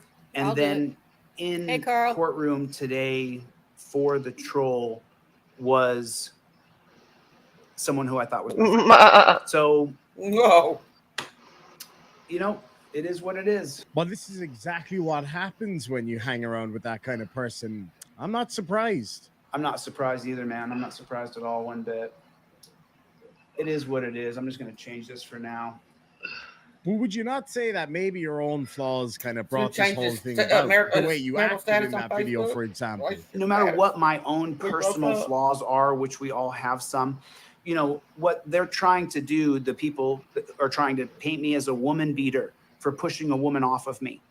And then the funny part is if you watch, She never touched videos you. that- You touched that her. are calling me a woman beater, for some reason, miraculously, the couple of moments before I pushed the girl off of me, they don't show her falling on top of me. It doesn't get seen. Oh, my my goodness. the Something video. to do Did with the that fact happen? that never happened. It's very hard to show video You're the footage one that of pushed something her that over didn't some guy happen. on crutches. Observe this video footage of an elephant coming through my wall. Oh wait, you can't because it didn't happen. And you can only run into me so many times before I'm going to say, get off of me. So they want to paint me out to be some woman beater, but I have long-term girlfriends who for 5 years, for 7 years, for 3 years, who will tell you that I never beat them. I don't beat women. But they're trying to make me out. No one said you beat her. We said you assaulted her. Is that they're, the I'll bet he the stole right from him. way to focus is on overturning Terry versus yeah. Ohio. Oh, It's not God. qualified immunity. It's not. Back up the truck. How did we get from, I swear to up the God, truck. guys, I'm not a woman beater. Anyway, Terry and Ohio. Slow your roll. But that's what really matters, isn't it? Not the fact that I evidently shoulder checked this pregnant lady to try to look like a tough guy with my Stop. Raphael glasses on. Look, let's call a spade here, guys. I think the whole woman beater thing is a bit over the top. And this kind of thing actually kind of pisses me off a little bit. Because if you want to condemn somebody for doing something and then you jump to the most extreme version of what it is they've done, then all we do is lessen what's actually happened. Remember, people who only portray you in a negative light are not your friend. Wow. Oh, you think? That is both I think life-changing you got a little beauty and ring up there, too. profound. Good Remember that Lord. people who portray you in a negative light are not your friend. That's kind of the definition of not your friend. Of course, I wish I had done things differently. I do. I wish I had just ran away. I do. I've ran away from people before with my legs because I'm super fast. You ran away But from him? Have you I really didn't. ran away? I made a mistake. Super fast. He's super I fast. just turned and ran away from a sticky booger troll. Ran- That's what I I've should've ran done. away from people. And in the future, that is what I'll do. Translation. I thought that the troll was going to be way, way worse and force me to defend myself. When they didn't, I generated that situation for myself and unfortunately didn't have the video footage to back that up and made myself look like a total tit. So yeah, I'm just gonna pretend that Total that never happened, tit. and Like we're gonna move that's on. what child I am. So fast, Sally Jesse Raphael. You saying that this lady doing exactly what you and most other auditors do is now harassment? Rules for thee, but not for me. Oh yeah, I mean she was definitely harassing me, but Ooh, it doesn't got him. matter because the other Damn. person filming, they edited it so you only show my reaction. Oh, You never he show did. Please. if you've seen me face down As top, opposed to putting your finger over the camera? then, Yeah. then all of a sudden I'm gonna lose my mind on a troll. It doesn't add up. Yeah, that's a You lost your real shit on cool the side of the narrative. road. But you did. Evidently, it does add up if you just happen to watch the video. You went scorched earth from the outset. It was obvious that you were trying to get a reaction for clicks and views, and it didn't go in your favor when your friend fronted court for you and showed the footage that that person had. It evidently showed that you were in the wrong. But of course, that must mean that there's conspiracy against you. It can't just Always. be the suspension of reality to suit your narrative. No, that would never do. Obviously, he works for the other side. Yeah, There's bite me kettle. obviously now, right? And you know what? I just found that because yesterday I had a friend, and then today that friend went to court against me. Now you see me, now you don't. Now you don't. He went to court and told the truth. You should have robbed him. Boo-hoo-hoo. Aww. There it is. I mean, that's the way it is. I mean, I gotta wipe my tears. didn't say anything. It made no statement, made no comments, but went to court for another person that was I How was will we pressing go a harassment forward? restraining order against. Yeah, really did. Really actually did. Who's I was believing not this only shit? blown away, I was not. hurt. Too many. Mm-hmm. I just was. I could show you. And What and was it said. Josh said he actually has a one-way ticket to Colombia right now? I'm actually going to go Yeah. to AT&T and change my number today so that I can't get That's it. trolled on this number anymore. How Then Quit don't giving give it out. dumbass. How could No you, shit. as a free-thinking professor of whatever it is that you claim to be in the law, all these free Constitutional. thinkers, and you Whatever. don't want the person to think freely for themselves. If that person thought you were in the wrong and wanted to go in there and support the other person because of the Oh, fact you would believe him, Peckerwood. law, etc., then surely you'd support that, right? the same way as you support everybody else's First Amendment right until it goes against you somehow, or it hurts your feelings, or tiptoes on your little ego. For example, threatening to take down Peckerwood. videos about you, or trying to shut Kate down. Gator If quit you it. see anybody You know else who better. isn't you, you're an ego. Hello, pot meat So- kettle. Someone The else pot called stirrer me, down who's there, a popular Peckerwood. channel that you guys have probably all watched, and said, I told you. He said, I told you. I said, that's what he said to me. I said, that's what he said. I'm no What's your Sherlock point? Holmes, but that sounds like a man who's making up a story. I said, on the that's what he spot. said to me. As he And goes, then, exactly, this as he like goes this really along. famous guy that you're like, obviously you all know, rang me and was like, so and that's what he said. Okay, well, what did he say? But I just told you. Like, what more do you want from me, man? Well, you didn't actually tell us what he said. But Tell him, dude, Pat. that's what he said. Okay, he's famous, so believe me. Believe me. That's what he said to me. I'm the one with the red glasses now. 3 people have all called me today and say, I told you, dude, I told you. But because I gave them my word, I would not release their names. I won't do it. I won't do it. Yeah, your word means so much. Yeah. These folks are You're just like a involved stand-up in guy. getting more comments, more likes, more followers. And if this person turns on me as they did, then they're going to double their following, because they're going to get some of the bootlickers. They're going to get some of the other guys, subscribers who are for anarchism or volunteerism, but can't back up a single argument, and so you're going to gain as far as YouTube goes. You're going to gain.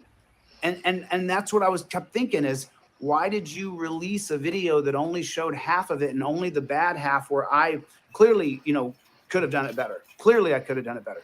Now I know I'm going to get flayed over a carriage just for saying that I actually genuinely agree with him here. And this is something that people need to be very mindful when it comes to the YouTube sphere. We saw this just this last week. I needn't mention the name of the individual because you've all kind of seen it already. Changing sides and throwing and slinging crap at other creators is definitely a huge way that a lot of these people grow on YouTube. Now, you might say I'm doing the same thing here. Not at all. I'm pointing this guy out and I'm laughing at him. That's what I've always done. That's what I'll always do. We all know who I'm talking about. The other day, thought it'd be a great idea to switch sides, turn his back on people, act like the tough man, because that's what's going to get me more clicks and views. And we know who that was. Horribly. Manda. We needed you a little while ago with the Australian questions. Yeah, where were you during the Australia questions? Something right here you can suck on. How about that? Hey, man. The reality of it is, this is big business for a lot of these guys, so it makes a lot of sense to generate this drama. I wouldn't be surprised, and I'm not saying necessarily in this case, but I wouldn't be surprised if a lot of this drama isn't intentionally generated. Of course it is. I mean, we've all seen it. But where he's got a good point is, if this guy that was with him, the guy who turned his back on him or whatever, was to turn around and go, hey guys, spending a day out with this guy, I've just realized that I've been on the wrong side all this time. And if that guy then came out and made videos from, inside their secret lair, i.e. a van somewhere, and then was like, guys, I was wrong all this time. I'm now not on the auditor's side, and started making videos anti-auditor, chances are that guy would do really, really, really, really well on YouTube. Now, that's not a hint. I'm just saying that's the reality. So he has got a good point here. But it's a bit fanciful, to be quite honest. Anybody could say that. One of my friends here on YouTube could turn on me right now, probably generate a whole load of excitement, and then it would fizzle out. And their channel wouldn't necessarily see any major benefit from it. Fact is, we're better when we work together, even with those we don't get on with. And I think there's a genuinely good lesson in there. But in his case, I think it's just fanciful. What he wanted to happen didn't happen. He wanted this person that he thought that was his friend would go in there and lie for him. Let me give you an example. We got Johnny O from The Plot Hole. We got JL Warren and a host of other people who are really good friends of this channel. I would never expect any of them ever to lie on my behalf. Not a hope. Because I respect them too much, because they are my friends. Now, I know they'd have my back, but I would never expect them to lie for me. And that's the biggest mistake this guy made. Maybe Chili de Castro, just maybe, that other guy, Josh, happens to just have more integrity than you. Maybe he took it seriously when he went into a court of law and took an oath to tell the truth, and then proceeded to tell the truth. And if you're, I don't actually know that he Justified. see that and to own up to that, Yeah, then you're nothing. he and Then Kate you go, both. you have your cry in Okay. your little Sally Jesse Raphael glasses. You go window shopping for new platform shoes and go take some jujitsu or something. Because Kate was all over you, man. But anyway, folks, I have enough of this guy for now. There's a lot more to this video. We'll probably just go through it someday soon on a live stream. Thankfully, I am feeling much, much better. I still am a bit sick. Here in Ireland, you're not required to stay at home, even if you are positive. Look, personally, I don't want to be going out there spreading it. I've got a couple of neighbors who are quite elderly who are, at risk. Oh, sorry. Well, and cheers to him for that. Yeah.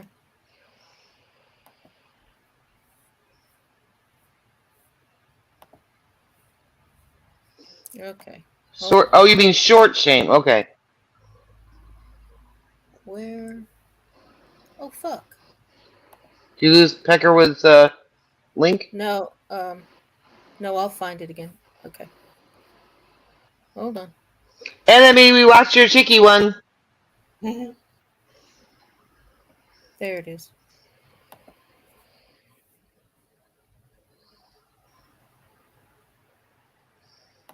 Was there just the two, Enemy? Archangel, you brought up a good point. He can't go to Colombia. He doesn't have a passport. And I don't think he can get one.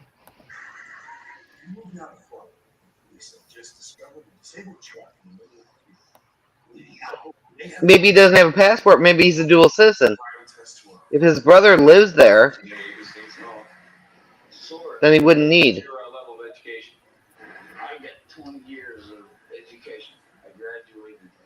Oh, is it chili? Look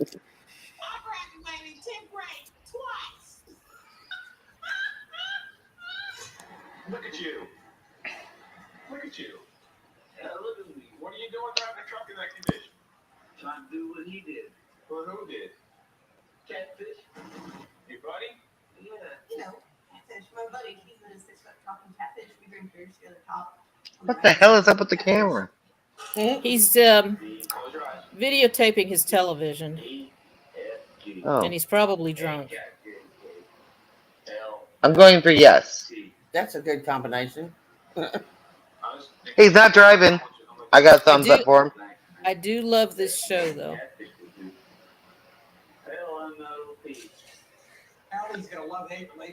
No, I agree with that, Arch.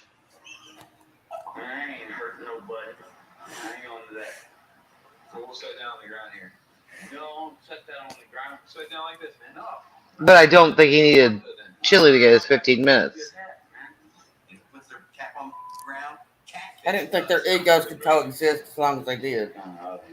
Yeah, you and I had that conversation. I was like, yeah, this is on a timer. Mm-hmm. Doomed before it began. Drain the babe. Okay. So crude. No. God. What? This guy, he's the real deal. He's the slumdog millionaire of the dummies this year. Thanks, man. That's more than catfish would do. And the dummy, best performance the police dash cam video goes to. Catfish's buddy. This is the first dummy nomination and win. Catfish's buddy. Catfish's buddy could not be. Wow, talk about a list of B-list celebrities. In the audience, I saw Tanya Harding. You've never seen this show? No. Oh, God, it's hilarious. Directors that I, Daniel Baldwin, have worked for before. Famous writers like Tom Fontana, Homicide Life on the Streets. But with material like this, like, I gotta go drain my vein, a line that may live in immortality. Hey, could you hold this hat? Hell no, you're not putting it down the street. That's a brand new hat. How do you go wrong with material like this? Catfish, if you're out there now, the next script that you're writing, finally with me. I'm in. And for Catfish's buddy, who's sitting in a cell right now, we'll see if we get out. Thank you. Silliness. Okay, so that's the catfish buddy that Peckerwood's been talking about all this time. Oh, Peckerwood shit. 2 then, 3 now, 8 more eggs. Good. Okay, Carl, I have no idea what you tried to type. I saw that too. I'm not sure myself. What? Huh? Huh? Where's Dougie when we need him? Oh. Dougie. I wonder what Josh had to say about all that. Okay, I had to catch up on the chat. All right, let's see. What else do we want to play with? That was a loaded question, Script. Yeah, I know. Wow. I walk that right could into go, that could go any which way. Yeah. Somebody had to do it. And you be the one leading us 9 times out of 10. So don't go me. You be the one leading the charge. Shut up, Patty. Zip it, hooker. Bitch. Hooker! Bitch. Don't make me change my avatar. Oh, God, no. God, no. Because there is just too much to work with here. Yes, I know. You keep that apple to yourself, that's all I'm saying. Whew, shoo. Hey everyone, it's Mark, and today we're taking a look at a sovereign I never show the citizen private who ones. ends up talking himself into contempt of court. Let's Oh, roll God, the love him. video. 105316585A. Good afternoon. Hello. On the charge of having a suspended driver's license on April 12th. What is your plea, sir? I have a couple questions before we proceed. I don't Always. understand the nature and cause of the charges. If you don't understand the cause and nature of the charges, Get a you should lawyer. hire a lawyer instead of trying to represent yourself. Well, you're charged with driving on a suspended, canceled, or revoked driver's license, sir. Okay. Is that a criminal offense or It's a civil? criminal offense, sir. Criminal? Okay. Is there a sworn statement against me or injured party? For the millionth time, a crime Anybody does said to not deal with you, require injured an party. injured party. That's just some sovereign citizen nonsense. I believe you probably received a citation on April 12th. That would be the criminal complaint filed against you. Okay. And is there a injured party or damage to property here It's against me? charge brought by the city of Las Vegas, sir. Okay. So the city's the victim in the case? The city is the Complainant. charging party. So they're the victim. Sir, the victim element is a different legal term than is used. Uh-huh. The city is the party making the allegations. You can insist upon it, it's not going to Okay. change. So What is your plea on if the charge? city Mr. is Martinez, the, Mr. if they are Martinez, the today is your, victim, Mr. I would like Martinez, to I am in move charge this of to this a federal courtroom and court. you're gonna stop No, it. we are in charge of the courtroom. Marshall, can Oh, you show no, Mr. Martinez? Oh, the I inside bet of she our holding is. tank, please? You're not gonna tell me Yes, you're in charge ma'am. of my courtroom, Mr. Martinez. Go ahead and go with the marshal. That is direct contempt of court. Oh, no, she How didn't. dumb do you have to And be he to doubled down. like that? And no, you're not in charge was of the 15 courtrum. days, now the it's 30. judges, You're not the boss it's your of me. courtroom. Yeah. So even though you want to believe Pretty you're sure in she charge of is. a little Let's fantasy see. land, Looks you're like. not. In that building. Minutes later. Versus Joshua Martinez. Thank you. This is the same day? 105316585A. Okay, Mr. Martinez, since you have informed me that I am in contempt of court and that you are in fact in charge of this courtroom, I'm going to go ahead and sentence you today to direct contempt of court. I will give you an opportunity to apologize if you choose to do so and behave in a manner that I consider appropriate for a courtroom. Would you like to do that today, Mr. Martinez? I have a feeling he's not gonna apologize because he's a stubborn fool. I think you I might would be like to right, Mark. proceed only if I can have my questions answered. That's all I That wanted. wasn't my You question, don't get to sir. make the Did you rules, wish buddy. to have the opportunity to apologize and proceed in a manner that I consider appropriate for the courtroom? What would I be It is a apologizing? yes or a no question. What would I be apologizing For for? your direct contempt of court, sir. Let's call it rudeness. All I was Yeah. asking was legal questions, ma'am. I disagree, sir. To tell me that you are in charge of this courtroom and tell me that I am in contempt is not asking legal questions. It is contempt of court. I'm going to ask you the question one more time. Did you wish to apologize and proceed in a manner I consider appropriate? Tell her in this no. courtroom Tell her or not? no. Why is it that sovereign citizens just can't answer basic questions? The judge shouldn't have to ask the same question repeatedly. Their pride won't allow it, Mark. Direct contempt. I'm going to sentence him to 15 days in jail, and we'll set it for video 15 days from today. Actually, he can just be released on it and given a new court date. Okay, thank you. The Sixth Amendment grants me that. Sir, I would suggest you stop speaking now. Article 1, Section 2 of the Nevada Constitution says that my paramount allegiance is to the federal government. You know Marshall, shit, you're going to want to Junior. close the door. Let me go ahead and get him an MH evaluation while he's there too. Oh, now you get a mental health evaluation. To represent himself when he's released. Well done, Oopsie sovereign whoopsie. citizen. You just talked yourself into 15 days in jail, all because you thought you were in charge of the courtroom and refused to apologize to the judge. I would like to give a huge thank you, as always, to all my channel members. Wow, what a dolt. What an idiot. Holy crap. Whew. Should have been 6 What a years. maroon. Yeah, yeah. Hot as to Pete. Yeah, he must really like bologna sandwiches. Seriously. That was Mark Baggett, Jamie. And that's the channel name, honey. Baggett. Yeah. Yeah, I should have spelled it out. Sorry. All right, Actually, what it's else a C. How about I can't this? put the link because I'm not a. Yeah, I just put his M-A-R-C, name in that's there. right. Yeah, I put it in there. I can't do the link because I'm not, but I put the name in there. Okay. Periods of history are Something constantly completely revisited different. For various reasons. People love exploring the past and the world that once was, from the world wars to revolutions and countries gaining independence, along with the fall of empires and other Where have I seen him before? historical period. All that's gone over the in internet. Exactly.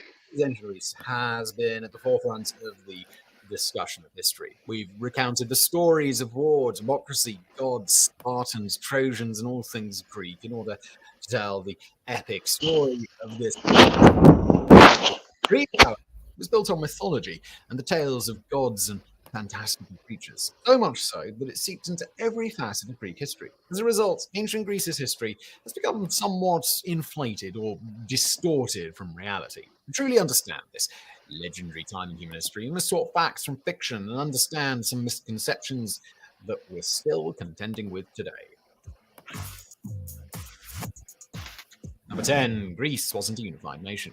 Greece as a nation is filled with rolling hills, mountains, and rivers which acted as natural separators between the various city-states that existed. The Greece we know today is a relatively unified nation. Ancient Greece, however, was almost entirely the opposite. Ancient Greece was a collection of autonomous city-states known individually as polis, which shared near-identical ideologies, language, way of life, and culture. However, beyond these shared ways of life and values, the unity or affiliations between these city-states, yes, even the best examples were very loose in their definition of affiliation. True consistency, as each polis was very different. Some polis took on the democratic system originating in Athens, while others took on more traditional forms of government like oligarchy, aristocracy, and, well, tyranny. Often, what would happen in Greece was an imbalance of power, with some city-states taking on more substantial influence and dominating neighboring slightly weaker city-states. Unity among the city-states was usually the result of impending war or conflict, such as the Persian Wars between 492 and 493. Greece was a peninsula that later became a nation during the Hellenistic period, following Alexander the Great's death. He had been credited with spreading the Greek language, art, culture, and city planning, which slowly resulted in a more unified nation. Number 9, a divine love of color. The misconception about the Greeks and color originated from their statues and impressive buildings, like the Parthenon, Temple of Zeus, and many other Greek temples showcase Hey, some old dude. structures void of color. The ancient Greeks had an Hey, affinity for some old marble, dude. often their first How choice you of doing? material for any How the construction hell are project. Iconic buildings which still Hey, some old today around dude. the Parthenon were constructed using Pentelic marble. Most temples and statues would feature a mixture of marble, limestone, tufa, cut masonry, local stone, and wood. Our knowledge of color featured on Greek statues and buildings was misguided for centuries. We believed that everything the Greeks made was an architectural and design marvel, all constructed predominantly in pure white marble. There was a preconceived notion that the ancient Greeks had disdain towards color, and we're now aware that this definitely wasn't the case. Not only were their statues painted, but their buildings like the Parthenon and other temples all had elements of color scattered throughout. It wasn't dull colors either. The ancient Greeks loved bright colors, specifically purple, red, yellow, and white. However, it's important to note that their classifications of these colors differed from ours today. For example, red to ancient Greeks could be anything from orange to purple. We based a lot of our understanding of the Greeks' relationship with color on ancient buildings and statues, where the paint had faded away after centuries of being hidden away or buried below the surface. Number 8, Spartans. We get a lot wrong about the Spartans. It's understandable considering everything we're told and shown about the mythic warriors of ancient Greece who fought the Athenian army. However, a large part of why we get so much wrong about the Spartans is because of how little we actually know about them. We've gotten some things wrong about these legendary warriors, which have been proven. For starters, Sparta wasn't the name of an good ancient for Greek you, city-state. some old Instead, dude. it was in Good to Lacedaemon, hear it. where the Spartans lived. During the Peloponnesian War from 431 to 404 BC, Awesome. the warrior society of Sparta grew, taking on rival city-state Athens. Their culture was Excellent centered on take. military service from a young age and loyalty to the state. From as young as 7, Spartan boys began training and state-sponsored education. They were taught the concept of being a Spartan, which meant understanding duty to their state as well as endurance and discipline. Any healthy man became a Spartan soldier. Perhaps the biggest misconception about the Spartans was their relationship with the rest of Greece. While the unification of Greece was slow, the Spartans were not the champions of the Greek cause as much as we've been made to believe. They chose not to join the all-Greek alliance leading up to the Greco-Persian War because of their anti-democratic views. While they were brave warriors who fought alongside the Greeks in the end, they would not be infallible heroes than they ought to be.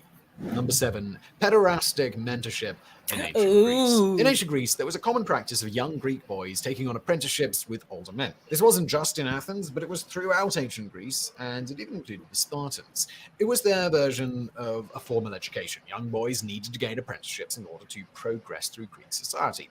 There were rules to a relationship between a mentor and his mentee. For starters, it only lasted until the mentee grew a beard. Second, the mentor was the dominant. The basis of these mentorships was to enlighten the youth on all aspects of the world, which sometimes included sex. The Greeks' relationship with sex wasn't so much about love as it was about lust, desire, or aphrodisia. The mentee was considered an eremena, a passive partner in homosexual relationships. The mentor would determine when the eremenas was ready to integrate into Greek society as an adult. If the adult refrained from sexual relations with the young boy, it meant that the boy was ready. However, if the mentor continued to engage sexually with the eremenos, they were expected to comply out of respect and gratitude. It was a common practice in ancient Greece, although the rules varied from polis to polis. While many today would say, well, that's an abuse of power, it wasn't viewed so by the ancient world.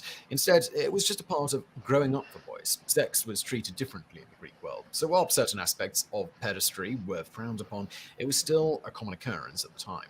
Number 6, technological achievements underrepresented. There are many things that we have the ancient Greeks to thank for that never seem to be remembered by the modern world. When we think of ancient Greece, we think of the gods, the wars, the Spartans, and the incredible structures that they built. However, while all those things certainly do deserve attention, it's their technological achievements that we totally underrepresent and often just completely ignore. Ancient Greece was filled with some of the greatest minds the world has ever known. You've heard of them: Plato, Archimedes. The everyday items that we have today, like alarm clocks, automatic doors, central heating, and showers, can all be traced back to those great minds in one way or another. Famous examples of some Greek technological achievements include Plato's creation of the first alarm clock and Archimedes with the first steam cannon. The ancient Greeks are also credited with creating lighthouses, with the first in Alexandria, as well as clock towers, weather stations, water mills, and a whole lot more. Number 5. Olympic torchlighting was not a Greek idea. The modern International Olympic Games began in 1896 in Athens, which was fitting considering it had already taken place there for over half a millennium. Some aspects of the Olympic Games we just assume have existed for centuries. Considering the Games' long history, we've always believed the lighting of the Olympic torch was an ancient tradition, but it totally wasn't. The history of the Olympic torch relay can actually date back to Berlin. In 1936, Dr. Karl Diem was inspired by the writings of Plutarch and ancient Greek drawings to create the Olympic torch, which became a tradition. It was conceived and paid for by Nazi Germany just 3 years before the Second World War began. The project was led by a Nazi you've probably heard of, the propaganda minister, Joseph Goebbels. During the Second World War, no Olympic Games were held. When they began again in 1948, the Olympic torch returned, but it had a new message, one of peace. It was run through a devastated Europe from ancient Olympia to London. The first torchbearer started the relay by putting down his arms, removing his army uniform, and taking the blazing staff on the first leg of its journey. All thanks to Goebbels. Trojan War. There's a lot of debate surrounding the Trojan War. Most people know all about this war, which pitted the ancient Greeks against the people of Troy in Western Anatolia. We're aware of the famous Trojan horse gifted to the people of Troy as a deception to get Greek soldiers into the city walls. From there, the Greek soldiers decimated the city, killing the men and taking the women prisoner. There's only one problem. We're not sure any of that actually happened at all. For a long time, this story wasn't treated as a myth or a legend, but as fact. The truth of the matter is that we've got absolutely no evidence to support the existence of the Trojan War, the wooden horse, or just about anything to do with this legendary story. We only know of the legends because it's celebrated in ancient Greek plays and texts such as Homer's Odyssey. It eventually made its way to literature from the Romans, like Virgil's Aeneid. While ruins of Troy exist in Anatolia, the debate of whether it's the same city in Homer's text remains ongoing, as well as the discussion on whether there was even a war to begin with. Number 3, Leonidas and the 300. Most people learned about Leonidas and the 300 soldiers from Zack Snyder's 2006 film 300. The film, that's the graphic novel on which it's based, unsurprisingly, isn't totally accurate in its recounting of the Battle of Thermopylae in 480 BCE during the Persian Wars. Legend goes that Leonidas and 300 Spartans single-handedly held off the army of Persian king Xerxes I.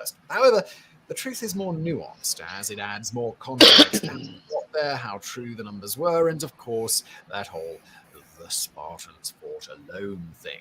When the Greco-Persian Wars began, King Xerxes I sent a vast army, estimated to have been between 70,000 and 300,000 men, to advance from the south. Leonidas had a far smaller army of only 6,000 to 7,000 soldiers that followed him into battle.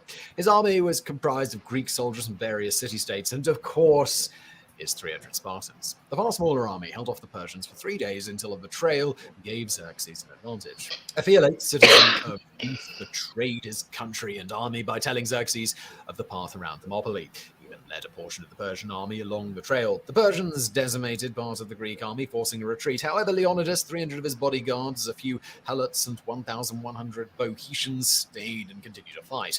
Withdrawal would defy Spartan law and customs. The details of the battle have never really been fully agreed on. Most believe that Leonidas and his army fought bravely, but ultimately met their ends at the hands of a much larger Persian invasion. Some, however, believe that there were survivors and even consider Leonidas to have been one of them. Unfortunately, there's no definitive proof of either theory. Number 2, the burning of the Library of Alexandria. The Library of Alexandria was one of ancient Greece's most famous examples of its influence and power in the ancient world. The Alexandria Library was a hub for scholars from around the globe who sought to peruse the books and scrolls of ancient civilizations. When Alexander the Great died in 323 BCE, the knowledge had gained during his lifetime of conquering and exploring the world survived.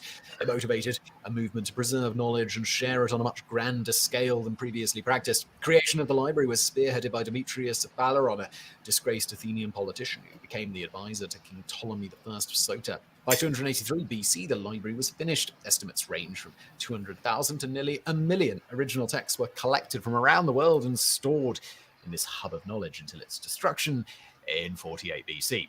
The exact reason the Library of Alexandria burned down has often been blamed on the Muslim army. However, it was actually just an accidental casualty of war. When Julius Caesar got involved in the Egyptian civil war between Cleopatra and her brother Ptolemy XIII, he sided with Cleopatra. This led him to being besieged in the Great Harbour by Ptolemy and his forces. Caesar saw only one way out: blast the enemy forces. In doing so, Caesar and his men destroyed parts of the harbour and started a fire that spread and eventually consumed the Library of Alexandria and its hundreds of thousands of ancient texts, almost all of which are now gone forever. Number 1, a shaky, somewhat uninspired history of democracy. The ancient Greeks are often credited with the birth of democracy. In a sense, that's true. However, our perception of what Greek democracy looked like seems to glorify something that wasn't as impressive as the democracies we know today. Democracy began in Greece when Athenian leader Cleisthenes introduced the new system known as democratia to the people of Greece in 507 BC. The word democratia comes from the combination of demos, meaning the people, and kratos, meaning power. The point of this new system of rule by the people was to create more peace and stability, to have a system where an unpopular government was voted out rather than removed through uprising or revolution. However, their democracy wasn't something to be lauded. Yeah, it was the first of its kind, and it would become more inclusive and representative of all people in the future. But in ancient Greece, it represented only a select segment of the population. Only free men were considered citizens in Athens. This meant women had no representation and weren't voters or active in the political system. The way the ancient Greek government functioned is also something we forget. Every year, 500 names were chosen from all Athenian citizens. Those 500 people would serve their government for a year. They were legislators and crafted laws on which the entire Athenian population would vote. This meant their democracy was direct democracy, which hasn't translated into present-day democracies. Most modern democracies are instead representative democracies. For all the praise we give the ancient Greeks for their creation of democracy, we often overlook their own shortcomings in their own creation. While it took centuries to remedy these flaws, some are still being contended with today. Well. How about that? All right then.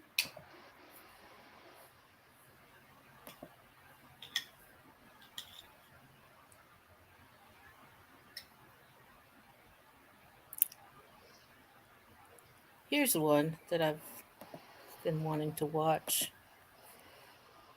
Back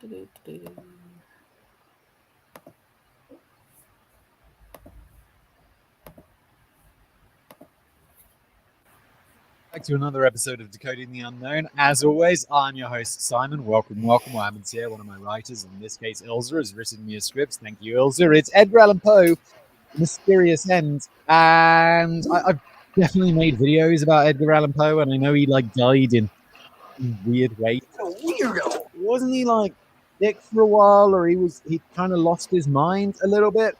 I don't know, and everyone's probably, it's like someone, you made a biographics video about him, which is another channel I do where I talk about people's whole lives. And so obviously I've covered this before and I'm vaguely familiar with it. But I think that was several years ago. So I remember nothing because, as I often say, sometimes it's straight in the eyes and out of the mouth. Anyway, what happens? I'm going to read this. We're going to learn it together, decode it. It's that's what we do here, I guess. And then Jen, afterwards, our wonderful editor, is going to add some videos if you're watching, some audio if you're listening, all of that editing stuff. And it should be a fun show. Let's jump in.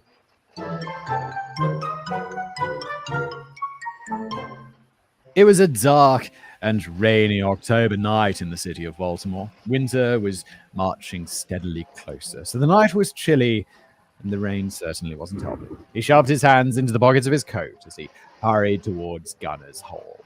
The creaking of wagon wheels and the steady clip-clop of a horse's hooves on the road masked his own steps. This is very atmospheric. It was a very nice start. The gas lights flickered ominously behind protective glass. It was election day, and the time to choose a new sheriff was at hand. Gunners Hall, a local pub, had been set up as a temporary polling station. It was a lot easier to convince people to come out and vote if a drink with friends was on the cards. Hell yeah. Polling stations, normally it's why am I in a school? It smells like school. It reminds me of school. It's not nice. If they had it in a pub, it'd be way better. Want to go get a drink? He made his way toward the pub, trying to avoid the rain as much as possible, and his mind wandered back to work. Setting up the text for print was an interesting job. He got to read the news first for a start, but the life of a newspaper man wasn't easy. What was considered headlines today could be forgotten tomorrow, so keeping up with the news cycle was a stressful occupation. As he reached the pub, he saw a man dressed in well-worn, ill-fitting clothes lying in the gutter. He appeared to be delirious, a condition most likely caused by copious amounts of drink, but this was a popular pub after all, so drunken vagabonds stumbling around the gutter was hardly an uncommon sight. However, something made him pause. Instead of writing off this man as just another drunk, he felt compelled to take a second look, as if some supernatural force was directing his gaze. He stopped, astounded, when realization dawned. This was not just any man, not just a drunken lout. He knew this man. In fact, anyone who appreciated a good story knew this man. He was a celebrated poet and writer. It was none other than Edgar Allan Poe. Do you know what famous writers look like, though? I mean, I know some of them have it like on the inside of the cover of the book. They've got a picture of themselves. But I feel like most writers, I guess if you're mega famous, like J.K. Rowling, J.K. Rowling, whatever, I vaguely know what she looks like. Do I know what she looks like good enough to like recognize her face if I walked past her? I don't think so. But then again, if I walk past Tom Cruise, I'll be like, that guy looks like Tom Cruise. It's not Tom Cruise. What are the odds of that? They'd be like, Tom. They'd be like, hello. What I'm trying to say is, do people generally know what authors look like? I don't think so. I also I'm always just assuming if I see someone famous that it's not actually them, and it'd be really awkward if it was not them. And you'd be like, oh my God, are you? No yelling at Pat. I'd be like, no. Okay. Edgar Allan Poe read his books in the local pubs, and that's why people knew who he was. Oh, maybe not to here. So there. I don't even look like him, do I? Oh no, I thought you did. I'm sorry. It's not because you're short. The Woe of Poe. The life of Edgar Allan Poe was not an easy or happy one. He was born Edgar Poe on January the 19th, 1809 in Boston, Massachusetts, the son of two actors, British actress Elizabeth Arnold Poe and Baltimore native David Poe Jr. Sadly, Poe never really knew his parents. His father left the family early, and his mother died of tuberculosis when the boy was only 3. After his mother's death, Poe was separated from his brother, William, and his sister, Rosalie, and sent to live with John and Frances Allen in Richmond, Virginia. Eventually, he took the name Allen after his foster parents and became Edgar Allan Poe. While Poe and Frances had a close relationship, the same couldn't be said of Poe and John. John, a tobacco merchant, wanted his foster son to follow in his footsteps and take over the family business. But that was not meant to be. By the age 13, Poe was already a prolific poet, and while his interest was discouraged by both John Allen and the boy's headmaster at the time, Poe knew what he wanted to do, and it had little to do with tobacco or business. Yeah, I couldn't think of two things that are more different. Running a tobacco company and poet. I get the feeling poet is, literally what the son of the guy who runs the tobacco company can do. I don't know, what's poet like that? Do poets make money? In my mind, it's like poets don't make money. Maybe they do. I don't know. I guess so. People read poetry. I guess so. I don't know. In 1826, Poe joined the University of Virginia. He excelled academically, but John Allen didn't provide him with enough funds to cover all of his expenses, so he fell into gambling to try and make ends meet. Gambling, as we all know, is not really a solid business decision, and Poe soon landed in debt. Shocking. When it's like, I don't have enough money to get by, what am I going to do? Guess I could gamble. Statistically, no. That's not how it works. It's like, how am I going to solve all of my life problems? I'm deeply in debt, and I'm going to go to, well, it's not debtor's prison anymore, but you're going to have all your shit taken away and be paying it off forever. Going to go bankrupt. Don't worry. I'm just going to play that Euro Millions lottery, aren't I? Easy. His foster father refused to provide any assistance, so Poe left school and returned home. However, another heartbreak was waiting for him. His neighbor and fiancée, Sarah Almira Royster, had become engaged to someone else while he'd been away at school. At this point, Poe decided that home was not where he wanted to be after all, and he left for Boston. In 1829, Poe learned that Frances Allen was dying from tuberculosis and immediately returned home, but when he arrived, she had already passed away. While in Virginia, Poe and John Allen appeared to make peace, and Allen helped Poe, who had joined the army in 1827, to get an appointment to the United States Military Academy at West Point. This dude has some connections. Once again, Poe excelled academically, but was kicked out a year later. There's some speculation that Poe had a disagreement with his foster father and essentially got himself expelled in order to spite Allen. Yeah, I think I actually made a video all about this. In fact, I think I've done a video specifically on Poe getting thrown out of West Point, if I remember, and it was a hell of a story. I don't remember enough details to tell you what channel I did that on or what video it is, but I think it's out there somewhere in the depths of YouTube. Probably not in the depths. It's probably been seen quite a few people, I would imagine. Imagination. Regardless of the reason, Poe would not make another attempt at academics. Instead, he decided to focus on his writing and found himself traveling, looking for work, and living in New York City, Baltimore, Philadelphia, and Richmond. In 1834, John Allen died, and in their last act of rejection, he cut Poe out of his will, leaving everything to an illegitimate child that Poe had never met. By this time, however, Poe and his foster father had cut ties completely, and Poe was living in Baltimore with his father's sister, Maria Clem, and her daughter, his cousin Virginia, who soon became his love interest and his inspiration. They married in 1836 when Virginia was only 13. Holy shit, dude. Did you just marry your 13-year-old cousin?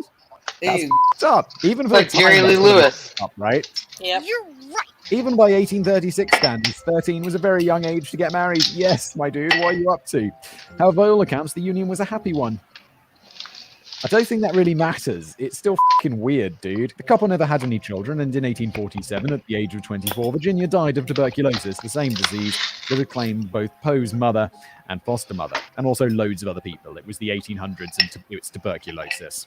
Poe took the death of his wife very hard and drowned his sorrows in drink. There are many rumors regarding Poe and suggestions that he was both mad and an opium addict. Most of these rumors originated with R.W. Griswold, a critic who was no fan of Poe and decided that the narrators in Poe's short stories, the majority of the murderers and madmen, were, in fact, manifestations of the author's psyche. Now, I'll admit, we writers can go to dark places in our imagination, and Poe's imagination was particularly macabre. Yeah, no it's Edgar Allan Poe. If there was a dictionary definition of the word macabre, I feel like Poe... I mean, there is a dictionary definition, but I feel Poe could be in there. Thankfully, however, most writers of horror are not secretly mad, opium-addicted murderers. On top of his many losses and the rumors regarding his sanity, Poe struggled financially. He was determined to make a living by the pen and worked as an editor as well as a literary critic to make up for the meager takings he was receiving from his literary works, despite their popularity. He was not a particularly beloved critic, though, as he was rather harsh and he didn't make many friends. However, despite his best efforts, he struggled financially until his death. Poe was only 40 when he died, a life that ended far too soon. That feels like the end of the video, but we're only just getting started, so let's crack on. The Wonder of Poe. Now, we can do an entire video just on the literary contributions of Poe, but this video is about his death, so I'll keep this very brief. Oh, thank God. A little bit of insight here. I read a script for another channel I host called Biographics, and I was just reading it, and I was like, this is just a bibliography. You're just talking about the guy's writing. This isn't a literary review channel. This is a channel about the dude's life. Can we include something about his actual life, please? Need this redone. Savage. He's going savage. Run for your life! Poe may be best known for The Raven, but he is considered by some as the father of the short story, as we know it today, and his work inspired future authors like Ambrose Bierce and H.P. Lovecraft, an author well known for creating grisly tales himself. Also, I've done a biographics video about H.P. Lovecraft, so you can check that out if you want, but remember, finish this one first, because I'll need your watch time. Or if you're listening as a podcast, need your listen time, I suppose. So thank you. While he was well known for his horror tales, Poe is also credited to be a pioneer in science fiction. The unparalleled adventure of one Hans Pfaall tells the story of a man escaping from his creditors by flying to the moon in a balloon. Sounds close to home, doesn't it? It's like escaping his gambling debts. How am I going to escape? Fly away to space. The journey takes 19 days, which Hans carefully documents, and upon his arrival, he finds the moon already inhabited. The story was published in 1835, 17 years after Mary Shelley's Frankenstein, commonly accepted as the first work of science fiction, and long before science fiction became recognized as a serious genre.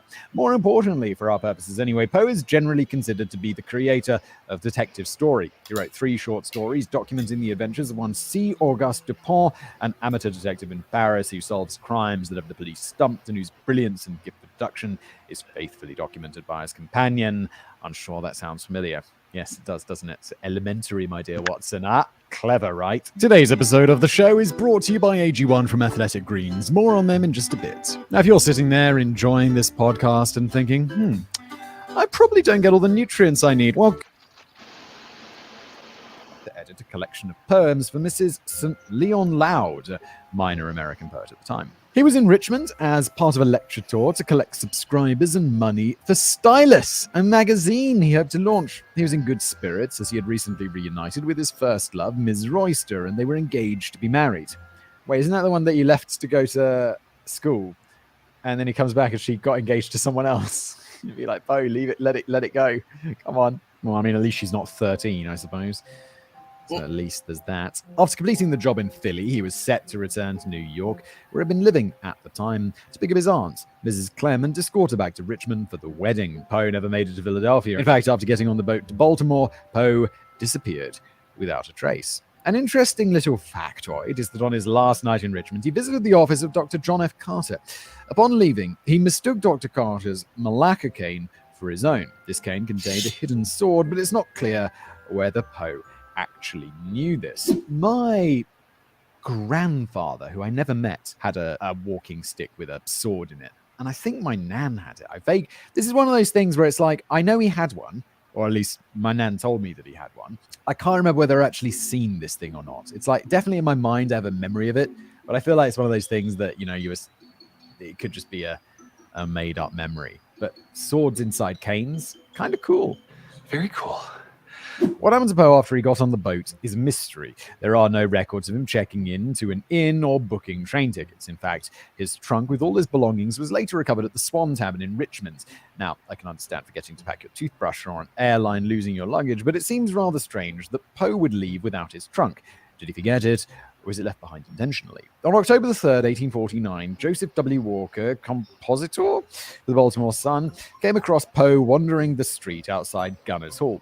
The writer was delirious and dressed in cheap stained clothing instead of his usual smart black wool suit. According to some sources, he still had Carter's cane with him. Walker never specified where exactly he found Poe. The claim that he was found in the gutter makes for a far more dramatic story, but this seems to be a later addition. Poe could have been inside Gunners Hall, outside in the street, or in fact, lying in the gutter. Gunners Hall, usually a pub, was also a temporary voting station, so it was crowded. Even though Walker didn't know Poe personally, he recognized the poet immediately and, concerned about his condition, asked if there was anyone in Baltimore he could contact. Poe gave Walker the name of an acquaintance, Joseph E. Snodgrass, a magazine editor with some medical training. Walker immediately wrote a note to Snodgrass informing him of Poe's condition and asking for his assistance. Both Snodgrass and Poe's uncle, Henry Herring, arrived and, alarmed by Poe's delirious state, decided to send him to Washington College Hospital, where he was treated by Dr. J.J. Moran. If this was a Poe short story, Dr. Moran would be the questionable doctor. He appears to be the only person who had access to Poe for 4 days and that he was in hospital, and his accounts of what actually happened in those 4 days vary so wildly that he's quite possibly one of the least credible witnesses. Not exactly the traits I look for in a doctor. I'm like, yeah, well, it's like you should be writing this down on some sort of chart or something, doctor. Sounds like a good idea, doesn't it? Poe was admitted to the ward reserved for patients suffering from alcohol-induced ailments. However, Dr. Moran later stated that there was no smell of alcohol on his breath or any other indications that he'd been drinking. This contradicted other statements that he'd made to friends, which suggested that Poe was in fact drunk at the time he was admitted. Not only did his account of Poe's last days constantly change, Dr. Moran was also refused to allow any visitors. When Poe's cousin tried to visit, he was turned away and told that Poe was too excitable to allow any visitors. Sadly, in the 4 days between when he was found and his death on October the 7th, 1849, Poe never fully regained consciousness. Instead, he remained delirious, experienced visual hallucinations, and the night before his death, he repeatedly called out for Reynolds. To this day, we don't actually know who this Reynolds person was. This being a mystery, though, there are a few theories. I remember one of the theories that was like intense was that he got rabies, that he got bitten by a rabid animal, and then that these symptoms were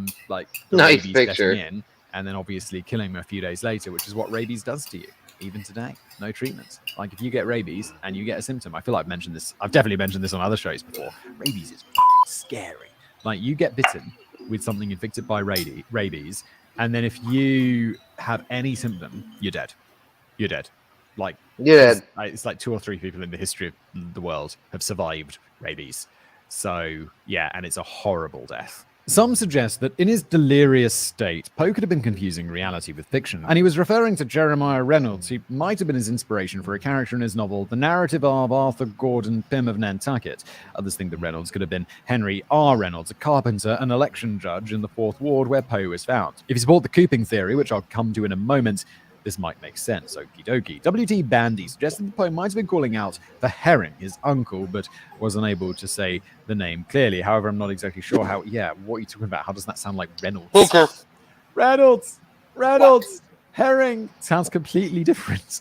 Of course, we only have Dr. Moran's word that any of this actually happens. According to Dr. Moran, Poe's last words were, "Lord, help my poor soul." Or in a later paper, Dr. Moran claimed that Poe's last words were, "He who arched the heavens and upholds the universe has his decrees legibly written upon the frontlet of every human being and all demons incarnate." Dude, what is up with your inconsistent telling of this story? And did you not think anyone would compile this when a famous author dies and they just realize that you just clearly making shit up. However, considering that he was barely conscious at the time, I suspect the doctor may have gotten a little creative with this one.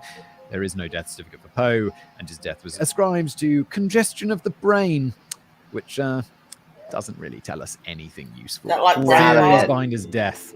While I personally find the mystery of where he was the father is far more interesting, there is simply no information on that, so like my fellow Poe sleuths, I'll have to focus on the mystery. Yeah. He died. I'm fairly sure that due to lack of medical advancement, quite a lot of people died mysteriously. I sent you a link, Script. However, let's follow in the example of Mr. Dupin. But I want to tell you something before you do it. And solve the mystery of Edgar Allan Poe. I don't think we're going to solve it. It's still a mystery, right? Is it still a mystery? I'm fairly sure because the rabies theory I know, and it's definitely not confirmed, that people still speculate on what caused his death, right? You're right, I know. Was alcohol to blame? For a very long time after his death, alcohol was considered to be the killer. It's true that alcohol was no friend of Poe's. During Virginia's illness and after his death, he took to the bottle and drank quite heavily. However, he never drank to such an extent that he would have sclerosis of the liver or any other health defects associated with prolonged alcoholism. This is partly due to an interesting hereditary defect. Poe had a rather extreme reaction to alcohol and would be completely drunk after a single glass of wine. That sounds convenient and cheap. A couple of months before his death, no doubt, Poe cheap joined the date. temperance movement and was, according to letters written to his aunt, determined to stay completely sober. According to Susan Archer Talley Weiss, a biographer during Poe's final days in Richmond, he had fallen very ill. He was staying at his rooms at the Old Swan Tavern, where he was taken care of by Mrs. Mackenzie. He improved, but after suffering a second relapse, was taken to Duncan's Lodge, where he was cared for by his doctor. After making a somewhat miraculous recovery, his doctor informed him that another attack like that would be fatal. According to Weiss, Poe replied that if people would not tempt him, he would not fall. This would suggest that whatever the illness was, drink was to blame. It also appears that Poe was easily tempted by the demons of the bottle. Yeah, and if he can get super drunk after a glass of wine, one's after two glasses, he's like passed out in the gutter drunk, then it sounds entirely possible that this is what happens. Because that's, I mean, it's a couple of glasses. And apparently he couldn't take accountability for his own actions. Last days seemed convinced that Poe did fall off the wagon in Baltimore and alcohol was to blame for his death. His friend J.P. Kennedy wrote on October the 10th, 1849, the poet died from the effects of debauch. He fell in with some companion who seduced him to the bottle. The consequence was fever, delirium, and madness. However, keep in mind that Kennedy was only reporting what he had been told by J.E. Snodgrass, hardly the most unbiased and credible source in this whole saga, but we'll get to him in a bit. Was that the doctor? Was that the doctor, or was that someone else? I remember Snodgrass. I guess we'll find out. In his memoir of Poe, R.H. Stoddard had a different theory. According to some relatives of Poe, while waiting in Baltimore for the train to Philadelphia, Poe was tempted into a drink with a friend. Considering the effects, I've always wanted to take a train. He then got on the wrong end of the train and went as far as Havre de Grace before being returned to Baltimore in a state bordering on delirium.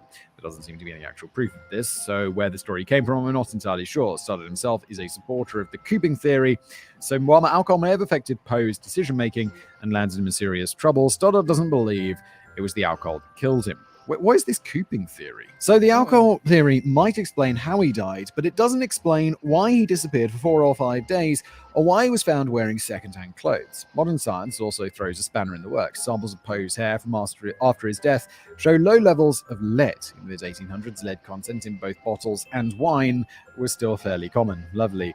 So lead levels can be used to determine whether or not someone had been drinking. The low levels of lead suggest that Poe had not been drinking to excess when he died. Yeah, but he can't drink to excess, because while the alcohol affects him a lot, the amount of the lead is going to be really small, because he just can't drink that much. Additionally, if the delirium... My grandfather was like that. He had duodenal ulcer. Should have worn off after a day or two, but Poe was delirious and hallucinating until his death. Sadly, the story of Poe dying to alcohol was propagated by people with their own agendas. J.E. Snodgrass was a prominent moment of the temperance movement and gave lectures where he blamed Poe's death on binge drinking, presumably to illustrate the dangers of alcohol. Bias much? However, Snodgrass is hardly a reliable source. He greatly exaggerated the extent of Poe's drinking to make a point. Not cool, Mr. Snodgrass, not cool. Yeah, but he's got his own agenda. I mean, of course he's biased. Do we expect him not to be? Alcohol-induced psychosis can be caused by either overindulging or withdrawal symptoms. However, for Poe to have been experiencing an alcohol-induced psychosis, he would have needed to be very drunk, which hair samples suggest he wasn't, or he needed to be very addicted and experiencing extreme withdrawal symptoms. Poe certainly had problems with alcohol, but he was never a hardcore He couldn't have alcoholic. been addicted Besides, if he couldn't did drink the alcohol enough to kill have him? his body While it most rely certainly on could have it. played a part, I'm not entirely convinced. However, I think with alcohol, if you're a hardcore alcoholic, you tolerate your booze pretty well.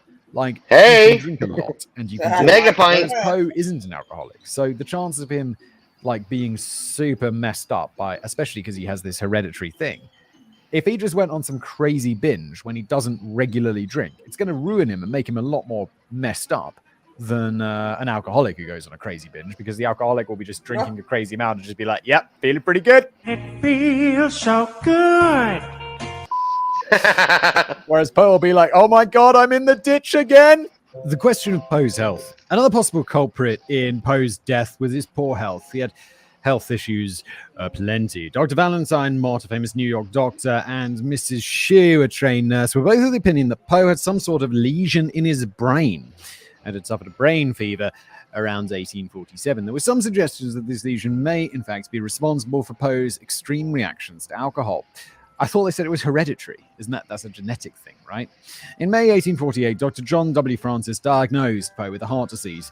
Mrs. Shue, the nurse who helped his aunt, Mrs. Clem, take care of him during a bout of illness, mentioned the scar of a wound to his left shoulder. Poe also admitted to being hurt in the region of the heart, and his head appeared to have been injured. Apparently, no one other than Vivian knew what had happened, and she never betrayed her husband's confidence.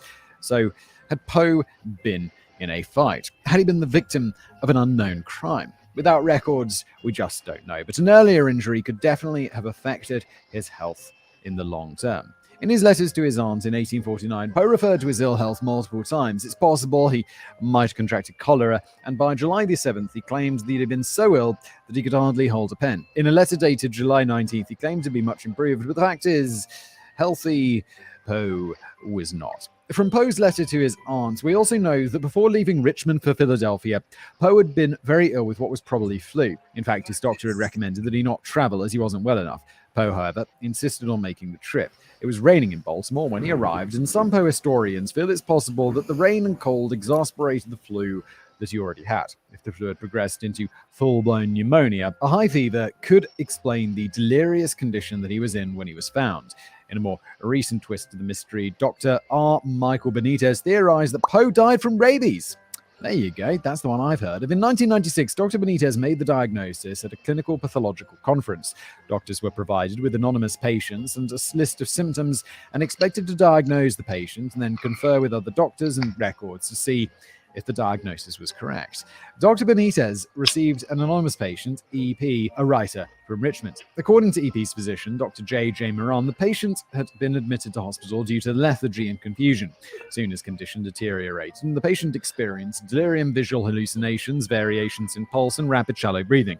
Within 4 days, which is the average survival rate once serious rabies symptoms appear, the patient had died. I like the rabies theory because it's scary. No, I don't. But another thing I think is it can often be a not. combination of things. I mean, not a combination rabies, but like where he had the flu, he had this heart thing, he had this brain thing, he had the alcohol thing. It's like, so maybe he had the flu and then he traveled and it was cold and rainy and he just went to have a little drink to make himself feel better. And all of these combined to just make him super fucked up and he died in a gutter. I mean, a combination's totally possible. The first problem with this theory can be placed at the door of Dr. Moran himself, as he gave contradicting statements. In one instance, he claims that Poe appeared to have difficulty drinking water. Dr. Benitez interpreted this as hydrophobia, a fear of water, which is an indicator of rabies. However, according to a later record by the same doctor, Poe was drinking water without any problem while in hospital. There was also no evidence of an animal bite, though this is not entirely unusual. Rabies patients often don't remember being bitten by an animal. Rabies or not, Poe was in poor health when he left for Philadelphia, and this most likely played at least a part in his demise. Yeah, it's a combination.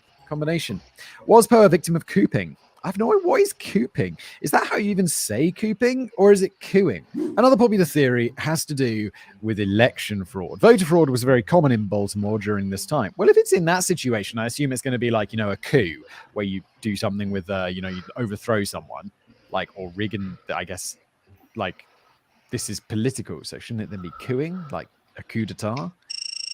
I don't know. Jeez.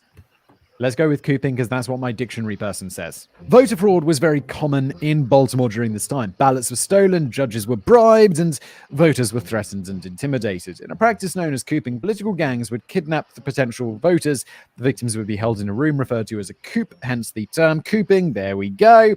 And they would be plied with alcohol, beaten into submission, and forced to vote for a specific candidate multiple times wearing various disguises. Garner's Hall, where Poe was found, was known to be used by coopers. Considering Poe's poor heart, it's unlikely that he would have survived such treatment. On top of that, before Prohibition, voters would often be rewarded for voting with a drink. With Poe's extreme reaction to alcohol, if he'd been captive, fed with alcohol, and then given alcohol each time after voting and voting multiple times, it's no surprise that he was found delirious. In fact, if this was what happened, he should have been in a coma by the time he was found. This seems like he very nearly was in a coma, though. He was totally delirious. According to J.H. Ingram, Poe's biographer, he received a letter around 1870 from William Hand Brown, a member of the faculty at Johns Hopkins. Brown stated that the general belief among some of his colleagues was that Poe had been kidnapped by one of these gangs, cooped, given alcohol, and then dragged out and forced to vote before being dumped in a gutter and left to die. So this certainly supports the cooping theory. There may actually be some proof behind this theory. Really? I just thought, this is a theory. I don't know. It feels less likely than just he just got drunk when he had a cold and then just got in a stupor theory. Occam's razor, simplest one's usually right, but I'm eager to hear this proof. Let's go. Apparently, an anonymous letter was sent to Eugene Didier, author of The Poe Cult and Other Poe Papers, by Alexander Hinds, a Baltimore attorney, on December the 8th, 1879.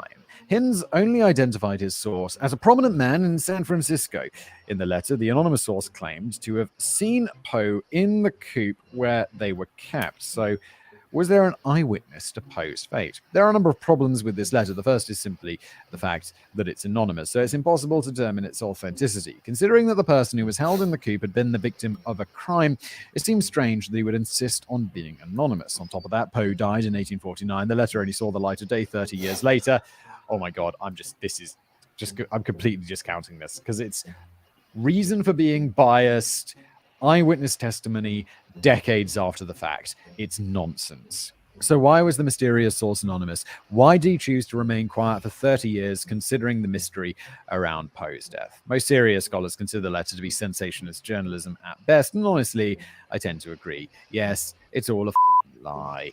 Another name associated with the cooping theory is Pisano. According to Elizabeth Ellicott Poe and Villa Poe Wilson in their book Edgar Allan Poe, A High Priest of the Beautiful, a man named Pisano was associated with a particular political gang responsible for kidnapping and holding Poe confessed on his deathbed. However, no records exist of his testimony, and since it's not even clear whether Pisano was a first or last name, sleuths have very little to go on. There is one big unanswered question about the cooping theory. Why was it only mentioned for the first time in 1860 during John R. Thompson's lecture tour? What made Thompson come to this conclusion? Was he privy to some information that others weren't? Cooping was a highly illegal practice, and if it could be linked to the death of a well-known poet, anyone involved in the business would at least lose their careers and not go to prison. Really? That's like you could lose your job for essentially kidnapping multiple people and then rigging an election. It sounds like you should definitely go to prison for this. The last thing any prominent politician or judge wanted to be associated with was the death of Edgar Allan Poe. Did Thompson overhear something in a pub? Did he get a secret letter confessing to the truth from a guilt-ridden gangster? We'll never know for sure where this theory originated, but it's become one of the most popular theories to explain Poe's demise. There's not enough evidence. Yes, maybe it happens. But until there's more evidence, I'm really more inclined to go with the simpler theory. The cooing theory may explain why Poe was found wearing clothes that weren't his, but there is one big problem other than the fact that Poe would most likely not have survived 5 days of such rough treatment. Poe was known in Baltimore. The Poe family was well established in the city. It's unlikely he'd be able to enter a polling station multiple times without someone going, wait a minute, I knew that guy who wrote The Raven. If the officials were so corrupt that Poe being recognized wouldn't have mattered, it raises the question as to why the disguises would have been necessary in the first place. An interesting side note is that Poe's cousin, Nielsen Poe, was a delegate for the Whig Party in the 18th Ward, so there are some family ties to politics here. There have been Script, do you rumors have that his Nielsen channeling? did, in fact, know what happened to his cousin, but if he did, he never admitted anything. There is no proof that Nielsen had anything to do with or knew anything about Poe, Hey, possibly Mark. being cooped. It's an interesting little fact, though. Yeah, it's a fun little aside. Or was that one in the last episode? I don't know, it's the last episode that you've listened to. These don't come out in order generally, but it was like Ernest Shackleton brother was Hi, Mark. implicated in some like heist and fraud and all of this stuff. It was exciting. It's a fun little side fact, but it doesn't, it's just a side fact. That's all it is. Did Poe have a brain tumor? So if it wasn't alcohol, flu, or cooping, perhaps it was a brain tumor that did him in. This theory was proposed by author Matthew Pearl, who wrote a novel about Poe's death. After Poe died, he was buried in an unmarked grave in Baltimore. However, 26 years later, a statue was erected in the graveyard to honor the poet, and the decision was made to move his remains from the unmarked grave and rebury him at the statue. As it turns out, being buried for 2 decades had taken its toll. The coffin and remains were not in the best condition, and it all fell apart when workers tried to move it. Not much remains of what was once the great poet, but one of the workers did remark that there was a mass rolling around inside the skull. Oh my god, that's gross. Dude. The newspapers, of course, ran with the story that the clump was in fact Poe's brain. It was shriveled and dried, but clearly the poet's great mind still remains. Hey, Mark. Dudes, really? This is nasty shit. I know this is long. Once I'm again, sorry. science stepped up to destroy the magic. The soft parts of the almost body, over. including the brain, are usually the first to go. So, after 26 years, Poe's brain matter would most definitely be gone. Pearl, intrigued by this story, contacted a forensic pathologist. Oh, to yeah, it's explain 46 that some tumors minutes. can calcify after I just death. saw it. Dr. Mott may not have had an X-ray machine in 1947, but he might have been onto something. Poe possibly had a lesion on his brain after all. However, Pearl is quick to point out that a person can have a brain tumor and still be killed by something else. Yeah, or it could affect his behavior and all of this stuff. Again, this is something I definitely wouldn't discount as a possibility, but I mean, I don't think it's the sole thing. It probably just another one of those things that contributed to his ill health, which helped contribute to his death. A murder most foul. Of course, any great mystery needs a possible murder. This far more sensational, though probably far less likely theory was proposed by John Evangelist Walsh in his book Midnight Dreary, The Mysterious Death of Edgar Allan Poe. According to Walsh, Poe was murdered by the brothers of Elmira Shelton, his bride-to-be. I hope he put lots of allegedlys in his book. In this version of events, Poe did in fact arrive in Philadelphia. However, he was ambushed by Shelton's 3 brothers who didn't want their sister marrying a pauper and warned Poe not to go through with the wedding. Unnerved by the experience, Poe disguised himself, which would explain the clothes, and hid in Philadelphia for about a week before setting off for Richmond to get married. However, Shelton's brothers caught up with him in Baltimore. They beat him, forced him to drink whiskey, being fully aware of what drinking so much alcohol would do to him, and they left him on the street, possibly with the intent to let him die. While this story is certainly a far more exciting version of events, most serious Poe historians consider it to be entertaining but highly unlikely. Yes, again, it's possible. Is it likely? No. Until we have some proof, it's always the most obvious one. That's what the default position should be. Or aliens or ghosts. Either of those 3 things. The most obvious, aliens or ghosts. Beaten and mugged. This theory is a little more plausible, but not so much. In her article, Autobiographic Notes, Edgar Allan Poe, E. Oak Smith suggests that Poe was beaten up by a ruffian who knew no better mode of avenging supposed injuries because of a woman who considered herself injured by him. How or when this supposed injury happened, or who the woman was conveniently left out, so this seems unlikely. Another account by Eugene Didier suggests that Poe had been tempted by friends to join them for drinks. Poe, unable to handle drink, became hopelessly drunk after just a single glass and then was left by his friends in the street. Apparently, Poe had a poor choice of friends. In this state, he was beaten, mugged, and left in the street, drunk and delirious. Poe had just finished the lecture tour, so he should have at least had a little money. However, he was found without a penny, so it's entirely possible that at some time in his 5 missing days, he was mugged. Poisoning. In the 19th century, coal gas was used for indoor lighting, so perhaps Poe was poisoned by something far more common. In 1999, Albert Donnet, a public health researcher, suggested that Poe might have succumbed to carbon monoxide poisoning. Clippings from Poe's hair were tested for heavy metals, but tests were inconclusive. And this comes up on this show and Casual Criminalist all the time. Like the other podcast did, if you want to check it out.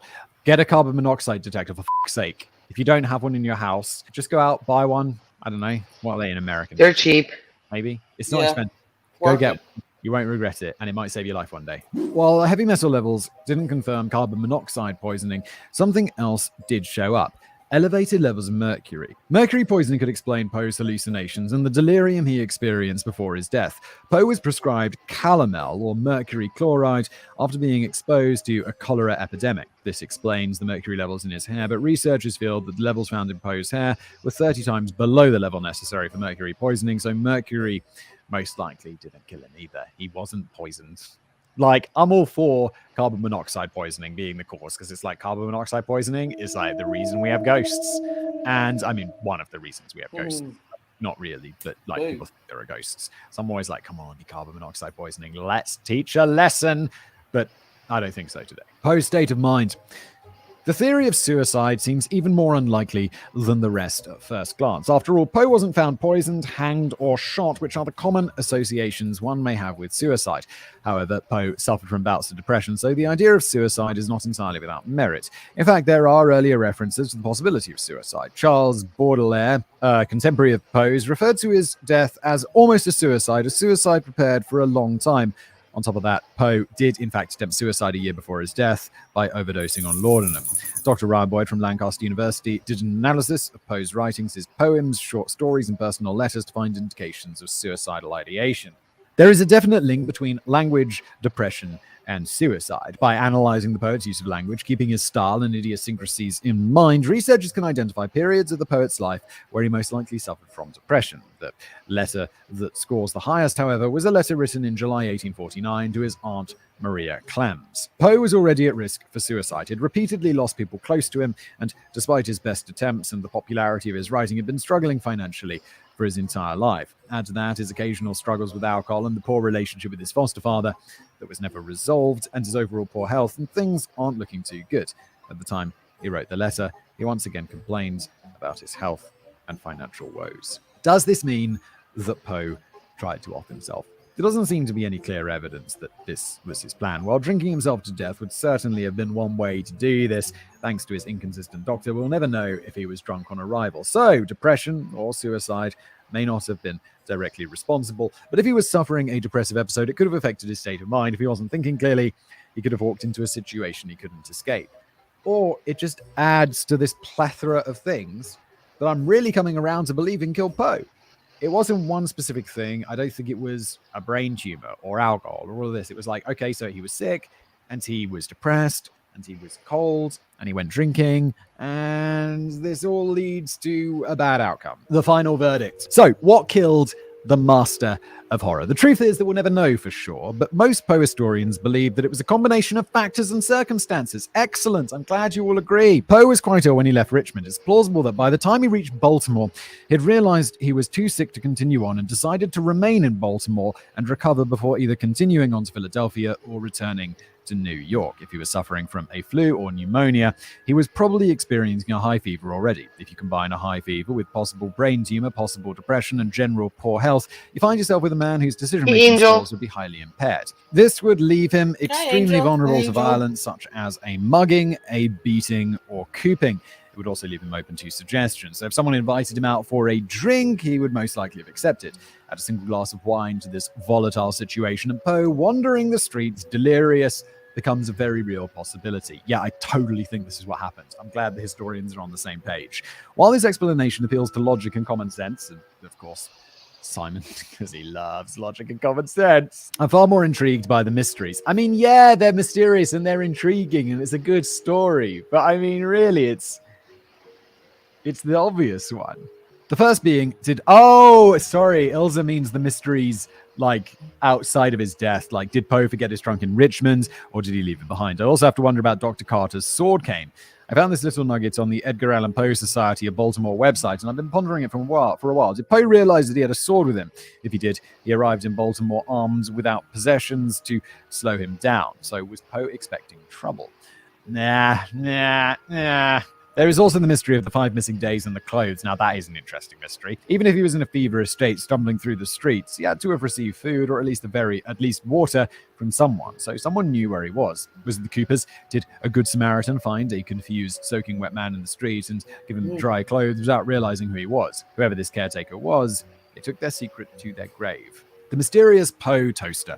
Of course, the mystery of Poe doesn't end with the poet's death. From 1949, precisely 100 years after the writer's death, to 2009, a mysterious figure visited the monument on January the 9th, the day Well, thank of Poe's you, birth. Angel. I guess the monument Glad to where have he's you here. buried. Right? Did we say that? I don't know. No. Okay, but that's where I'm assuming. The Poe toaster, as the mysterious figure is known, was dressed in a black outfit with a white scarf and a big hat. He always arrived early in the morning when it was still dark. Every year, it was the same ritual. The toaster would toast Poe with a small glass of cognac and leave 3 roses and the remainder of the cognac on the grave. In 1999, a note left at the monument Of course suggested you're that the cloak of the infamous. toaster had been passed from father to son, and the last visit from the toaster was in 2009. Despite multiple attempts to unmask the secretive toaster, the identity of the original Poe toaster remains a mystery to this day, and the significance of the cognac and the 3 roses went with the toaster to his grave. In 2016, the Maryland Historical Society held auditions for a new official Poe toaster, who will also remain anonymous to continue this strange tradition, keeping this delightful mystery around Edgar Allan Poe. Simon, you already summed it up. Conclusion. Did Poe wander the streets of Baltimore, delirious and confused, lost in his own macabre imagination, pursued by monsters only he could create? Was he kidnapped by villains as dark and devious as any of the characters he could come up with? Why did the Doctor keep changing his story? What did he know? And what did he have to hide? Who was this mysterious Reynolds character? Does he hold the key to the enduring mystery that is the death of Edgar Allan Poe? I suspect even Dupin will have trouble with this one. It's a mystery that will most likely remain unsolved. In his short story, The Premature Burial, Poe wrote, "The boundaries which divide life from death are at best shadowy and vague. Who shall say where the one ends and where the other begins? It seems somehow fitting that the father of the detective story, a writer well known for horror, would in death become the very thing he created in life. An unsolved gothic mystery with dark forces, both abstract and real, engaging lovers of fiction for over 200 years. Now, I'm no poet, but in honor of Poe, I thought I'd try. Quoth the raven, nevermore. I challenge thee, dear raven, for while the poet himself is in a different dream, the tales and wonder he bestowed will be evermore."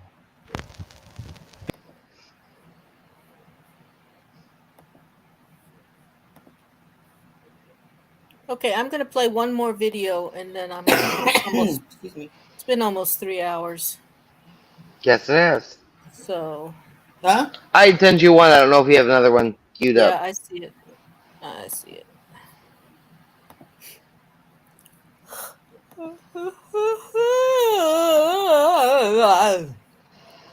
Right? Are you East Coast Script? Central. No. Oh, so you're 136 instead of 236. Right. Yeah. Exactly. Would be the same.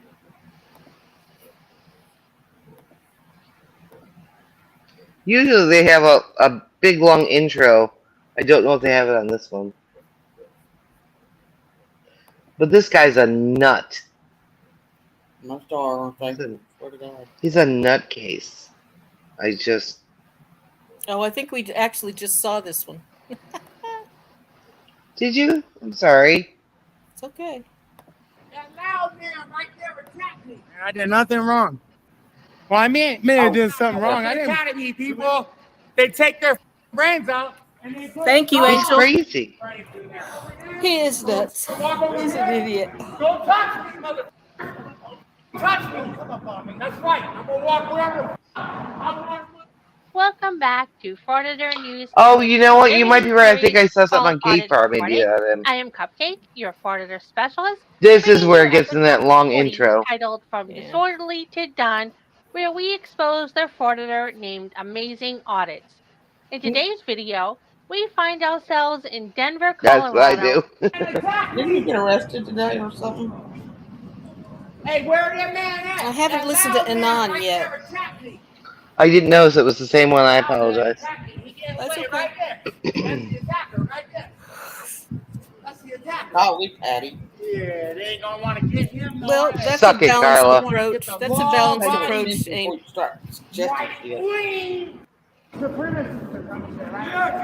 Oh, hell. Yeah, these f***ing pigs.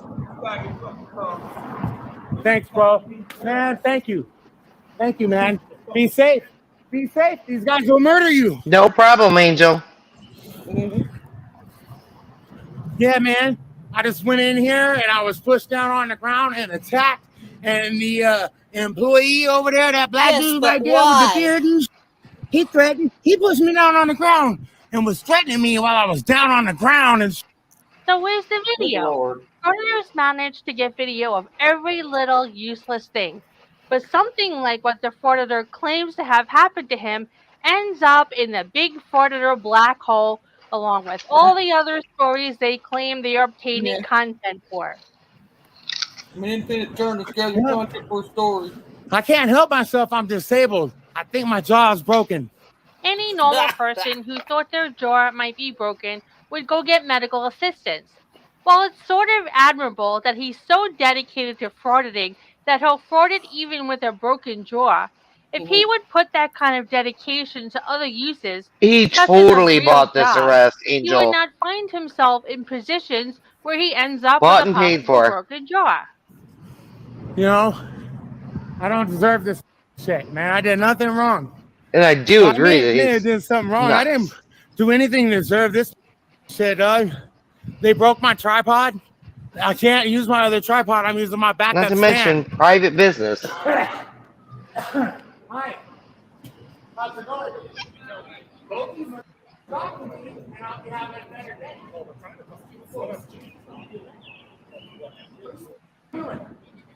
over here right now. In the camera. You're not in charge. You know what? You're not in charge. I'm more in charge than you think I am. All right. What's your name? Duran. What's your card? You get it. I'll give you my name and you give me your name on a card right now. Same offer goes to you. Yeah, Birkin. Hey, you want to know my name, or are you going to use him as an intermediary? Because you're pretty intimidating. Are you done? Good. Yeah, whatever, man. Are you in charge? Yes. I want the ID before we begin. Right now. Get your cards out. I want a business card. You're asking me questions, Birkin. You're threatening me. Make me feel scared for my life. Give me your card. You make me feel scared for my life. I want your card. One question. Tell me your name. Duran. You have Duran and Birkin with the U. Tell us why we're here. B-U-R-K-I-N. Yeah, I'm illiterate. Your identification. Tell us what's going on. Why we're here. I need your. Do they take your brains out in the academy? That's what it is. They take their brains out in the academy, people. They take their brains out and they put dogs. He's crazy. Yeah, so I was assaulted here tonight. Cray. He was trying to get 3 hots in a cot. After all that Sometimes I ranting and wonder. raving, Well, Angel like says he's the couple homeless, so minutes that could. I edited out, he says it he could wants be. to file a complaint against the alleged attacker. He's not really That's right, making a that's the good only reason I case for said that. himself as a victim so far. That's not true. That's not true at all. You piece of shit. When did you speak to me for 2 minutes, Remy? To know that. You're not even speaking to us. You're yelling at us and you're using while you're on the street. Give me your ID now! You're not sure. We're not Piss talking. off. I'll catch you later. Yeah, I fucking will. This will not be the last. I'm gonna fucking walk over here. I'm gonna fucking walk over here. Don't touch me, motherfucker. Don't touch me. Come up on me. That's right. I'm gonna walk wherever. I'm one mother. Back off. You know what? Back off. They just assaulted a disabled person. Ow. Why are you doing this? Oh, he's Why are they for doing sure this to mentally him? ill, Angel. I don't know. Let's see the video again. Maybe then we can figure it out. I'm gonna fucking walk over here. Don't touch me, motherfucker. And looking for a lawsuit. That's right. I'm gonna walk wherever. I'm one mother. Back off. You know what? Back off. They just assaulted a disabled person. Ow. Nope, still don't get it. I wonder if any of you get it. Have this with your arms up, dude. You're done. I never made no harm to you, bro. No, you just want to act like an ass and come at me like that? No, you're done. They're arresting me, guys, in Denver for nothing. Who's filming this? Let's take a look again at He what he put his Justin camera off to the side because they broke his tripod or something. So he propped it up, I think. That's right. I'm gonna walk wherever. I'm running with him. Back off. He did, Angel. He was very aggressive with them. Supervise them right now. Yeah, my leg is cramping. Ow! Ow! Ow! Ow! Oh, torture cuff. there is Another part someone of the with it. video bites the dust. We don't know Sounded if like the that might predator was hurt. arrested or just detained, but we guess he never got around to filing that assault complaint. Well, now he has another assault complaint to file. Hopefully that'll keep this predator busy for a while so he'll calm down. Thank you for watching. We hope you enjoyed the video. Have a great day and night. Is that Teddy Ruxpin? You're right. I just want to address something to Angel. Yeah, Angel, I have no problem. I actually have a problem with the First Amendment auditors, but I have no problem with cop watchers if they maintain a discrete distance and they're not trying to interfere or garner what should be, in my opinion, personal information, or God forbid that guy that tried to film a dead body. I mean, that kind of stuff is disgusting. But if you're maintaining a discrete distance, that the officers tell you you can, whether it's 15, 20, whatever it is, and you're filming, I got no problem with that. As long as you keep your mouth shut and you're not trying to interfere, I have no problem with it. Don't become part of the stop. Yeah, don't become part of the story. But if you say, oh well, the Supreme Court said 10 feet, well, they didn't, and that's not true, and you should maintain a distance that the officer tells you, because they don't care if they're filmed, but they're trying to maintain the integrity of the investigation, whether it be a traffic stop or an accident or whatever. You never Other than that, I've got no problem.